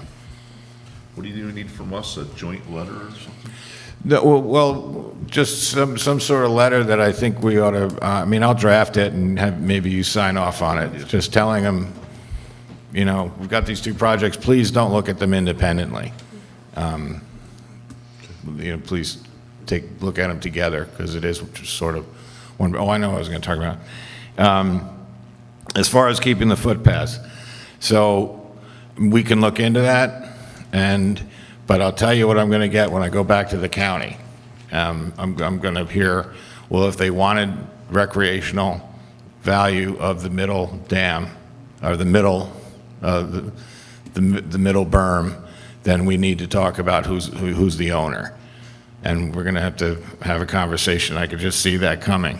So we'll absolutely try to accommodate it, but, you know, we'll do what we can. But if it doesn't work, I can tell you, it's going to be a tough conversation to have. Thank you. Thanks. Thank you. What's next? Our next item is highway. We need to advertise for a laborer. Someone need the resolution? Sure. Thank you. Make a motion to adopt a resolution authorizing the town clerk to advertise laborer position in the Town of Kent Highway Department.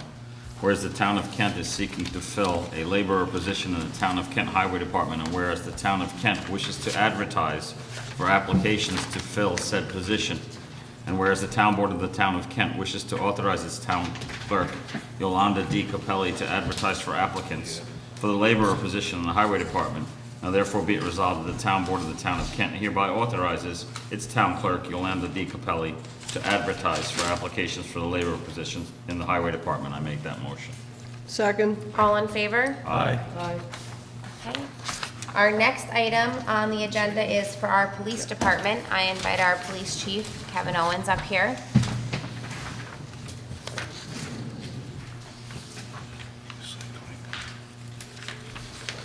Good evening. Two quick items. First one, fence. We approved putting a fence around the police department this spring. Come to find out that we did not bid the project as prevailing wage. So looking to put out a new bid. Nancy's office put all the forms together. I think you guys have them there. I hope you do anyways. About putting the bid out as prevailing wage. Well, I guess when we use ARPA funds, we have to use prevailing wage. Yeah. So that one, and the second one was to buy a repeater, a radio repeater for up on Mount Ingham. We currently lease that from NICOMCO. We're in the process of renegotiating our lease with them because the county's doing a radio project, and we're going to get the radios from the county rather than through NICOMCO. So the reduction in the lease should pay for the repeater over the next 3 years. So that's what we're looking to do. Okay? Thank you. Questions? Unless you guys have any questions. Nope. No, we're good. Thank you. Thank you. Thanks. All right, make a motion to make a resolution authorizing the town clerk to advertise for fencing at the Town of Kent Police Department.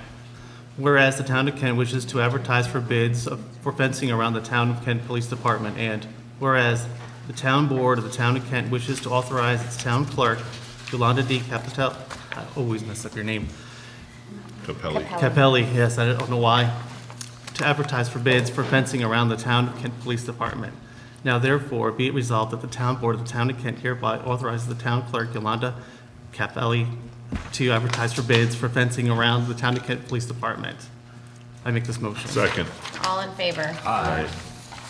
And then we should have one more for the police. Again, make a motion for resolution authorizing the purchase of radio repeater systems for the Town of Kent Police Department.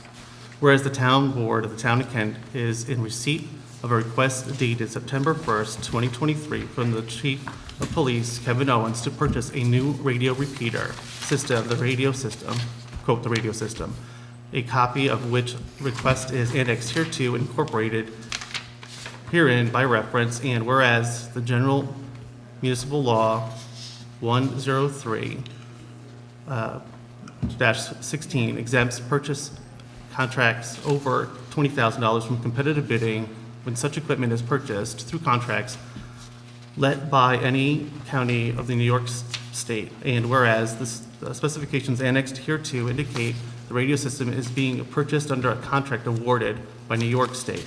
And whereas in accordance With the town's procurement policy and the general municipal law, the town board wishes to authorize the purchase of the radio system through contract awarded by New York State.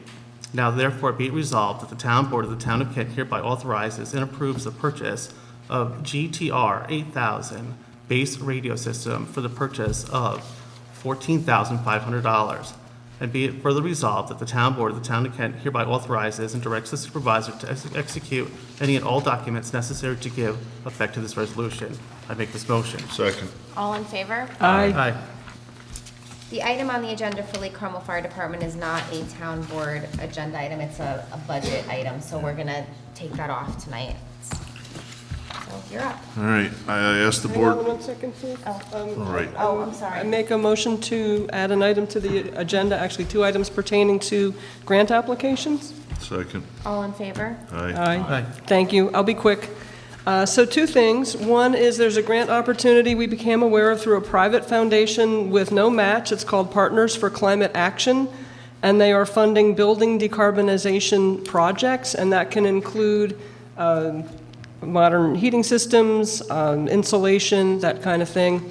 And we've been talking about finding ways to garner additional funding to work on the Old Town Hall renovation.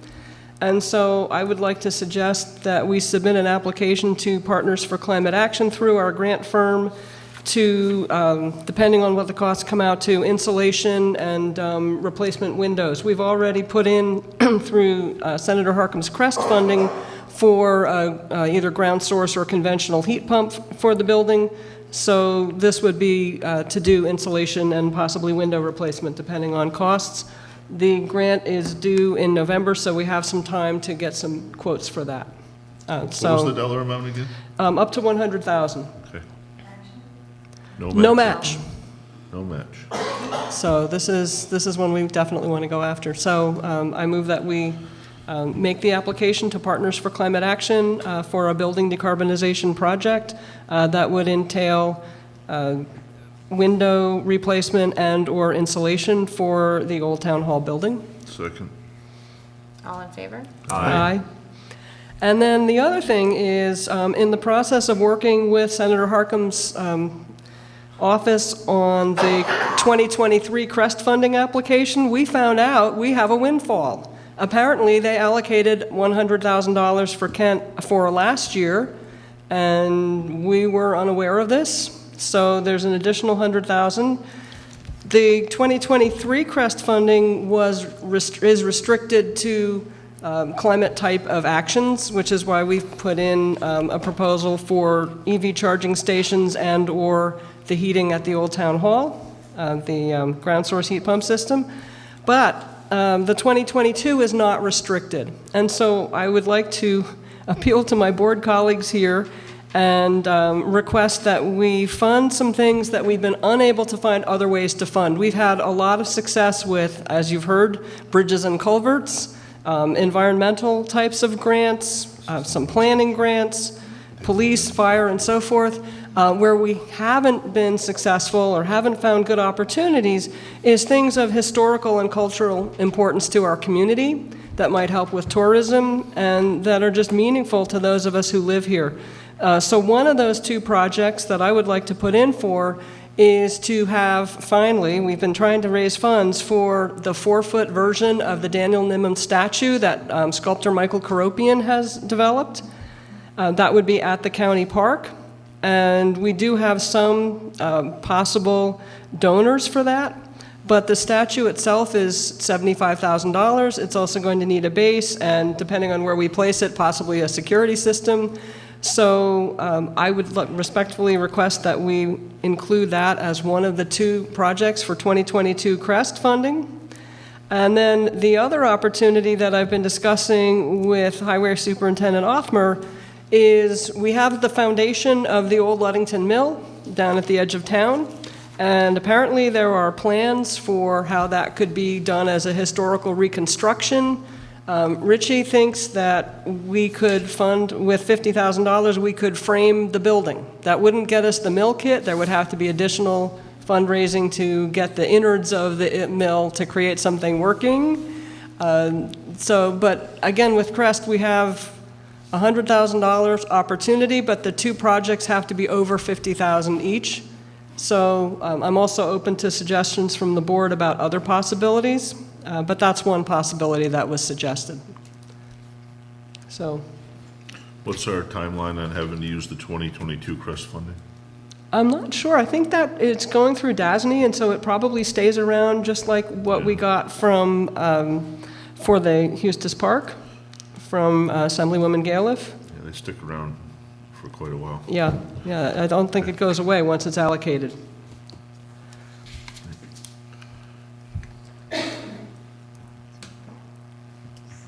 Did you make a motion on that? Are you leaving that open for discussion? Well, I for thought we should ideas? discuss first, but if there are other ideas that You any of you want to have. brainstorm on it until our next meeting, and then? We could. I'm definitely for the statue. I'd like a little more backup on the Ludington Mill and how old those plans are, and, you know, just, I'd like to see them, to be honest with you. Yep. Well, we should meet with Richie. I think he's away right now, so I wasn't able to press him for a firm bid or anything. So we could certainly defer till next meeting. Okay. We'll bring it back up. We have a comment. Building inspector's gonna tell you the mill's not up to code. It's a foundation. One of the suggestions, you talk about rehabilitating buildings close to where the old mill was. You currently have a building on 52 that's been neglected for a long period of time here now, which houses a lot of town records and historical factors in that building. Would be nice if it had a nice paint job, maybe some new doors and windows there. It is town property, kind of looks like hell. It's right at the entrance of our town. Just a suggestion. Thank you. Yeah, I think the numbers we'd seen for what it would take to rehabilitate that building were beyond anything that we have funding opportunities for, but. And you think you're going to build a mill for 50,000? Well, but the mill is a wood frame structure. It's not insulated, doesn't need plumbing, you know. It's like building a frame barn, right? Like an old school post and beam type barn. That property is owned by the Kent Historical Society. I beg your pardon? The mill site is owned by the Kent Historical Society. Is that correct? One is owned by the town, one is owned by them. I forget which way it goes. The town paid for part of the building when Anne Marie was here. I forgot which way. Oh. The mill site. Right, that's what I just said. The mill is owned by the historical society, and the town paid part of the building. Like I said, it's laid empty for. The building at 13 So we would have to find out if CREST funding could be used for that. And it's not a historical building. I always was told it was a historical building. That's why, you know, it was up there, then they gutted it and they added septic to it. Take it down for the modular. It was supposed to be like a welcoming center to the town. We're not using it, why put anything back there, just take it down. All right, Okay, so we'll put this on our next, Yeah, on we'll our talk next about it. agenda. Okay, to be continued. Thank you. we're ready for vouchers Yep, now? now you're up.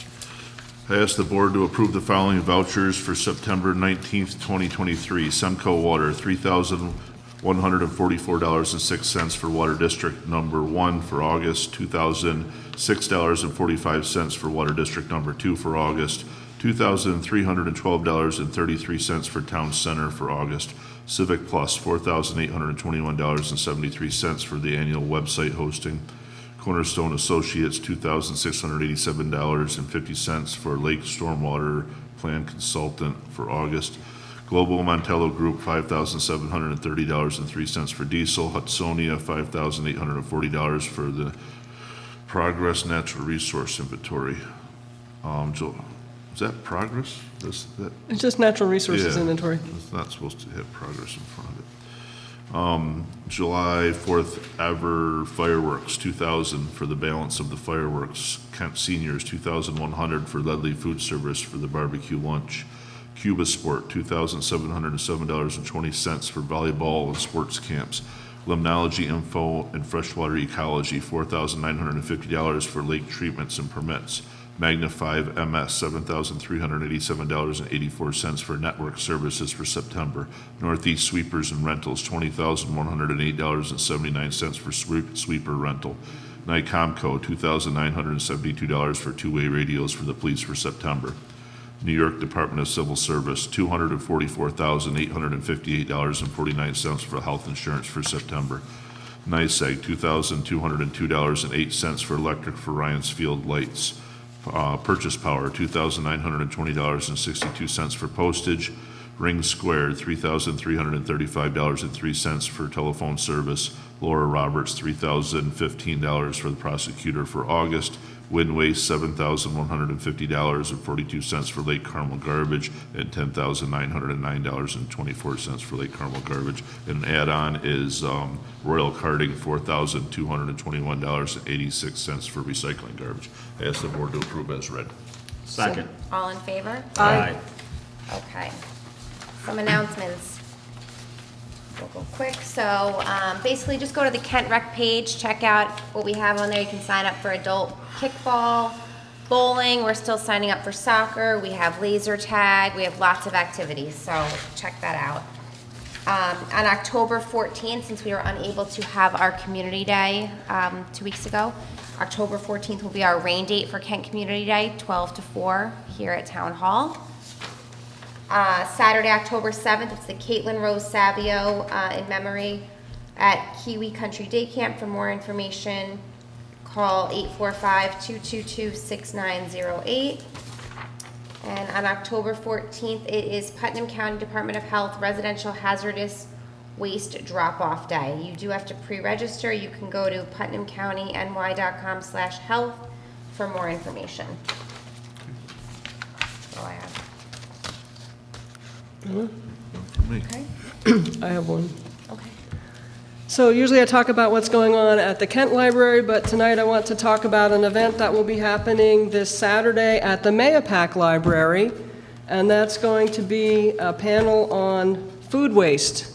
And this is not just at the end of the process when things are ending up in, decomposing and filling our landfills, but also how do we reduce food waste at the front end and at the same time help to support those who have food insecurity. So the panel will include Martha Elder, the Executive Director of Second Chance Foods, and this is an incredible organization. Not only do they rescue food from stores, grocery stores that have items that are going to reach their expiration date and need to be used up, but they also go to local farms and glean leftover food. So today there was a crew that went down to an orchard that basically everyone's coming to pick apples, but there are a lot of vegetables left over that they're not going to be able to sell. And we literally filled an entire van with eggplant, peppers, and tomatoes. If you drive by Second Chance Food later this week, you're going to smell the eggplant parm being made.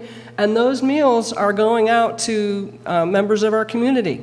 They have deliveries to different drop-off points where the meals get frozen and people can pick them up. And we will have this here in Kent when we get our food security grant process going.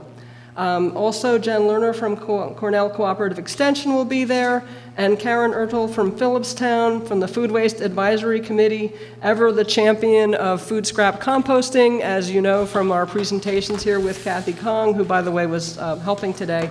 Will be there as well. So I encourage you, if you have an interest in food from start to finish, 12:30 p.m. on Saturday at the Mayapack Library. Thank you. Any other comments? Any public comment?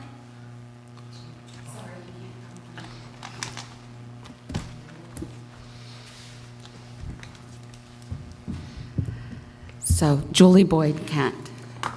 You know me, but tonight I'm going to put on a different hat. I'm going to introduce myself as the president of Plan Kent. As you are aware, we are challenging the decision of the board to give Ray Singer Court to Sunbury Properties. I'm sure you are aware that Plan Kent gathered signatures to require a permissive referendum. Even though we fell short, we were still able to gather 295 signatures in 7 days. I think this says a great deal regarding the strength of the residents' opposition to this decision. We have begun the process of filing an Article 78.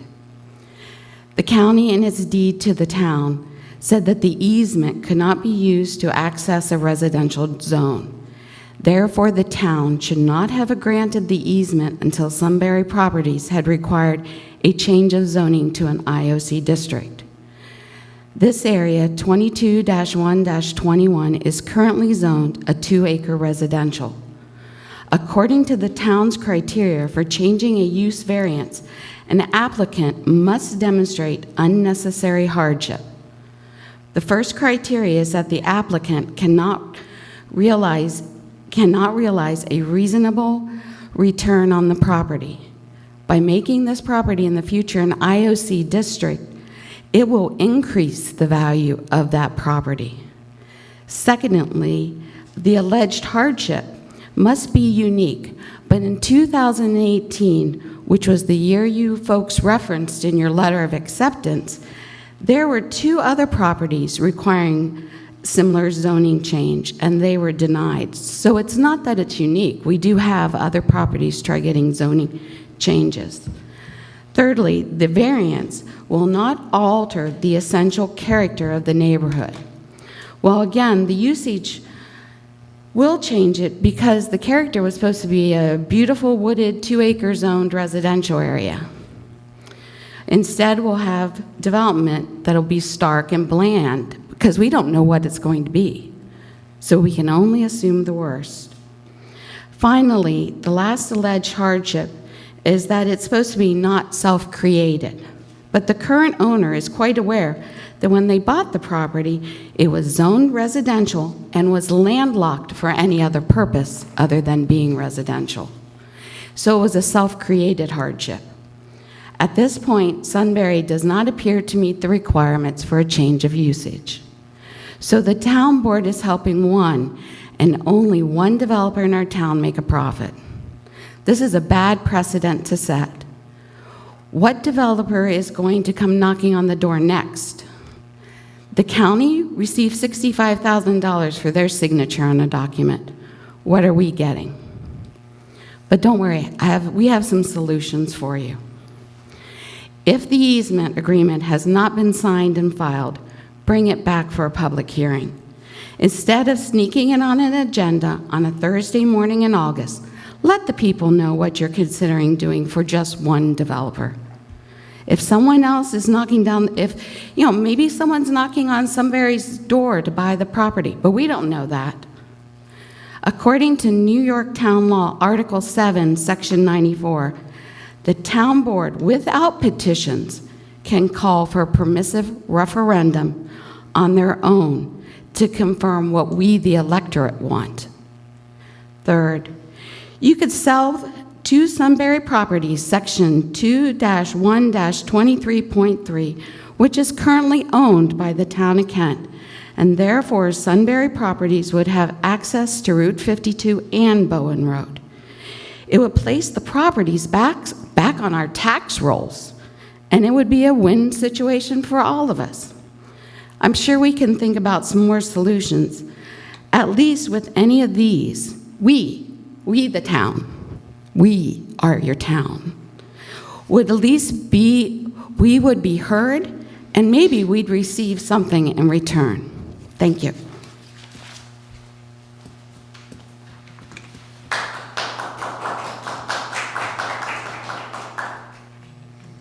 Any other public comment?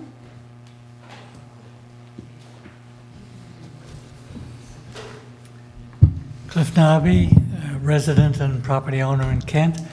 May I speak to the Sunbury issue also? I did speak at the August 17th meeting, and after that I sent an email to Ms. Spillane, the town attorney who was at that meeting. I asked her 2 questions, and she declined to answer them.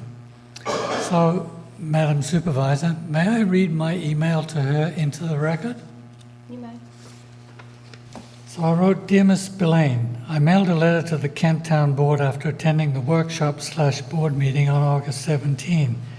I attach a copy of that letter, excuse me, is I would like to ask you some questions about this matter as follows. 1, did you counsel the town board members to ask Sandbury for cash consideration as well as the meager 2 acres of land and the border simplification? You knew of the $65,000 cash payment to Putnam County by Sunbury for their waiver of the county's reversionary interest. Question 2, did you conduct any due diligence on Sunbury, SH Real Estate Holding Corporation, Newburgh Boxing Club, Inc., Stephen D. Hoare, or Vincent Capoletti? Is there any connection between Messrs. Hoare and Capoletti? I have, so far, not been able to find much information about any of the aforementioned parties, but I see that the registered address of both Sunbury and SH Real Estate is 1834 New York Route 376 in Dutchess County. That location accommodates a disreputable-looking used car dealership. You may sincerely believe that you act in the interests of the town of Kent, but I think that I should advise you that, as a third party, it appeared to me at the August 17th meeting that you were more like an advocate for Sunbury. Mrs. Julie Boyd evidently felt the same way as she expressed to you at that meeting. I'll be very grateful if you would read my letter to the town board and respond to my questions. Thank you for your time and attention to my request. Sincerely, Cliff Narby. So I'll give you a copy of that, Lana. And Madam Supervisor, may I ask you the 2 questions? Can you, I don't even remember what the questions were. The first question was, did you counsel the town board members to ask Sunbury for cash consideration as well as the meager 2 acres of land and the border simplification? You knew of the $65,000 cash payment to Putnam County by Sunbury for their waiver of the county's reversionary interest. I would counsel you not to answer those questions because you've just been advised of a threatened or pending litigation, and if you talk about discussions you had with town council at this point, you may be waiving the right to privilege for attorney-client conversations. What litigation? Oh, okay, it's fine. That's fine. By the way, as part of the due diligence, did the town attorney and perhaps some of the board members drive up to look at 1834 Route 376 in Dutchess County? Because I did. I took some photos. I could send them to you. If that's an auto dealership, it's not one where and I'm certain none of you would ever buy a car from. I mean, auto dealers usually have, big banners up and floppy things, and they have big signs in the windows of the cars that are offered for sale saying what the price is. This doesn't look like that at all. So I just wonder if you know who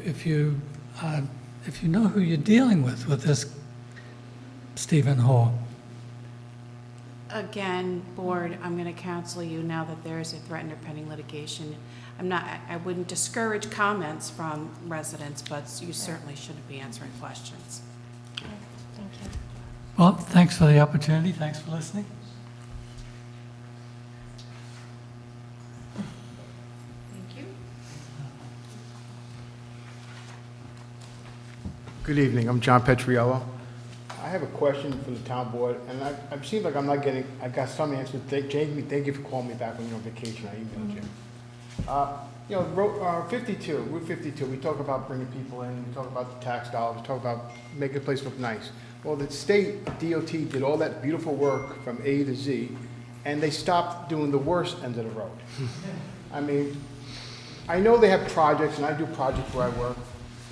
Did the state DOT come to the town and said, well, we're going to do this, we're doing this from A to Z? Or would the state just came in with their money and did the work with our tax dollars and didn't do the worst end, Those are my questions to the town. Did you guys know what was going on? Did you know what work they were doing? Did they tell you we're going from here to here? Or, did they actually look? I know there was a great photo op in the newspaper with the town board members and the highway department and the senator. And every time I talked to the senator's office, they didn't know where I was talking about. And I had to describe to them, they wanted latitude, longitude points, they wanted everything. And I had to get this to the senator's office. And I finally, after a while, talking to the senator's office, I got a response from Tito Davila. And his remarks to me were, after I talked to him about this, he talked to me, he said, they talked to the State Department of Transportation. They told me that the portion of Route 52 being repaid because it was barely deteriorated and met the criteria for resurfacing. The part you mentioned, while it also is damaged, did not meet the criteria for full repaving. We're gonna go through another winter on this road with salting and paving, and it's just gonna get worse. And it's just gonna be painted over by the state. Where is the town stand on this? You let people come into the town, the state, do this work. Do you know about it? Did you guys try to fight it to get the work done right? You know, I hate to say anything else, but we're going backwards here. We let people come into our house, do work, and we don't know what they're doing. They do half the job, and it's work. The senator's office, I even emailed the county executive office. I got no reply back from them. Nobody wants to touch it. Then I finally get a person from the DOT. I made 5 phone calls to DOT, and he never returned my call or email. I don't know if this is a sore pot, or nobody wants to touch it, or it's like driving over the road. We can talk about this, absolutely. There's no reason why we wouldn't. We had been requesting for the paving of Route 52 for, God, what, 6 years? Before you were here. Yeah, before I was even here, and we had commitments that the whole thing was getting paved, and then it didn't get paved. Well, then they came and they said, well, we're only paving part of it, but we're hoping that before they started the work, they said, we're hoping that we're gonna be able to pave the whole stretch. And then they said, we're not, we can only pave to this part. So Richie, the highway superintendent, myself, we've all been still contacting the state, telling them, I think they personally did the better part of the road, if that's. Well, my wife drives her school buses, and she sees the kids bouncing on the seats. And how much damage to our cars? What need to happen on that? It's gonna get worse. So to follow up with that, the supervisor and some of the town board members have already been in contact with the DOT. They're already talking to them about the continuation of this pavement and you know, hopefully next year. I don't know when it'll be, but it's their budget. We don't control that. All we can do is keep putting pressure on them, which we've been doing year after year. For the 5 years I've been on the board, is pressuring them to do something with Route 52. I have no idea where their criteria lands. I agree 100% that you get to 311 and then you hit the rumble strips after that. So what the criteria is from Fowler Avenue in Carmel, where they started, coming out past ShopRite, which wasn't in that bad of shape, we can't answer that. No. Why do people want to come up to our town and drive over that, and that people not gonna want to come here? Well, they can get off the highway and get to Carmel now, I guess. I don't know the answer. But I have been encouraging residents, and I think I told you as well, just keep sending me letters about it. I send you everything I send to everybody. No, If they don't respond to me, I can't send you nothing. No, I know, but I'm saying if you send it to me and then I get them all together and I send them up. The other thing is, I guess the contractor parked his vehicles on the town property. Was the town given something for that, or was it just a gratis, or we just let them park there? We weren't given anything for that. Nothing. No. They even ask? I mean, No. they were there for, that's what I'm saying. We just let these people just do what they want to do when they come into town? Well, they were paving our road, so, But they only get half of it. I know, but But they should have asked the town permission to park there. And if they did damage, then we're responsible, and they just leave it. well, if they'd done damage, we would have contacted them, and, we know the company that did the work, so. I don't want to stop them from coming back and doing No, more either. I understand, but we let them, the next guy's gonna come and do it then. Well, You know? I hope they pave the rest of the way. They can park there all they want if they finish paving 52. I mean, how many years I got left here, but I'm just saying, it just can't go another winter filling holes up, and it gets ripped up by the plows. Yep. Thank you. Thank you.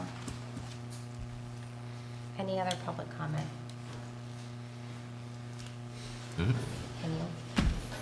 I make a motion to go into executive, I can't even talk now, executive session to discuss potential litigation.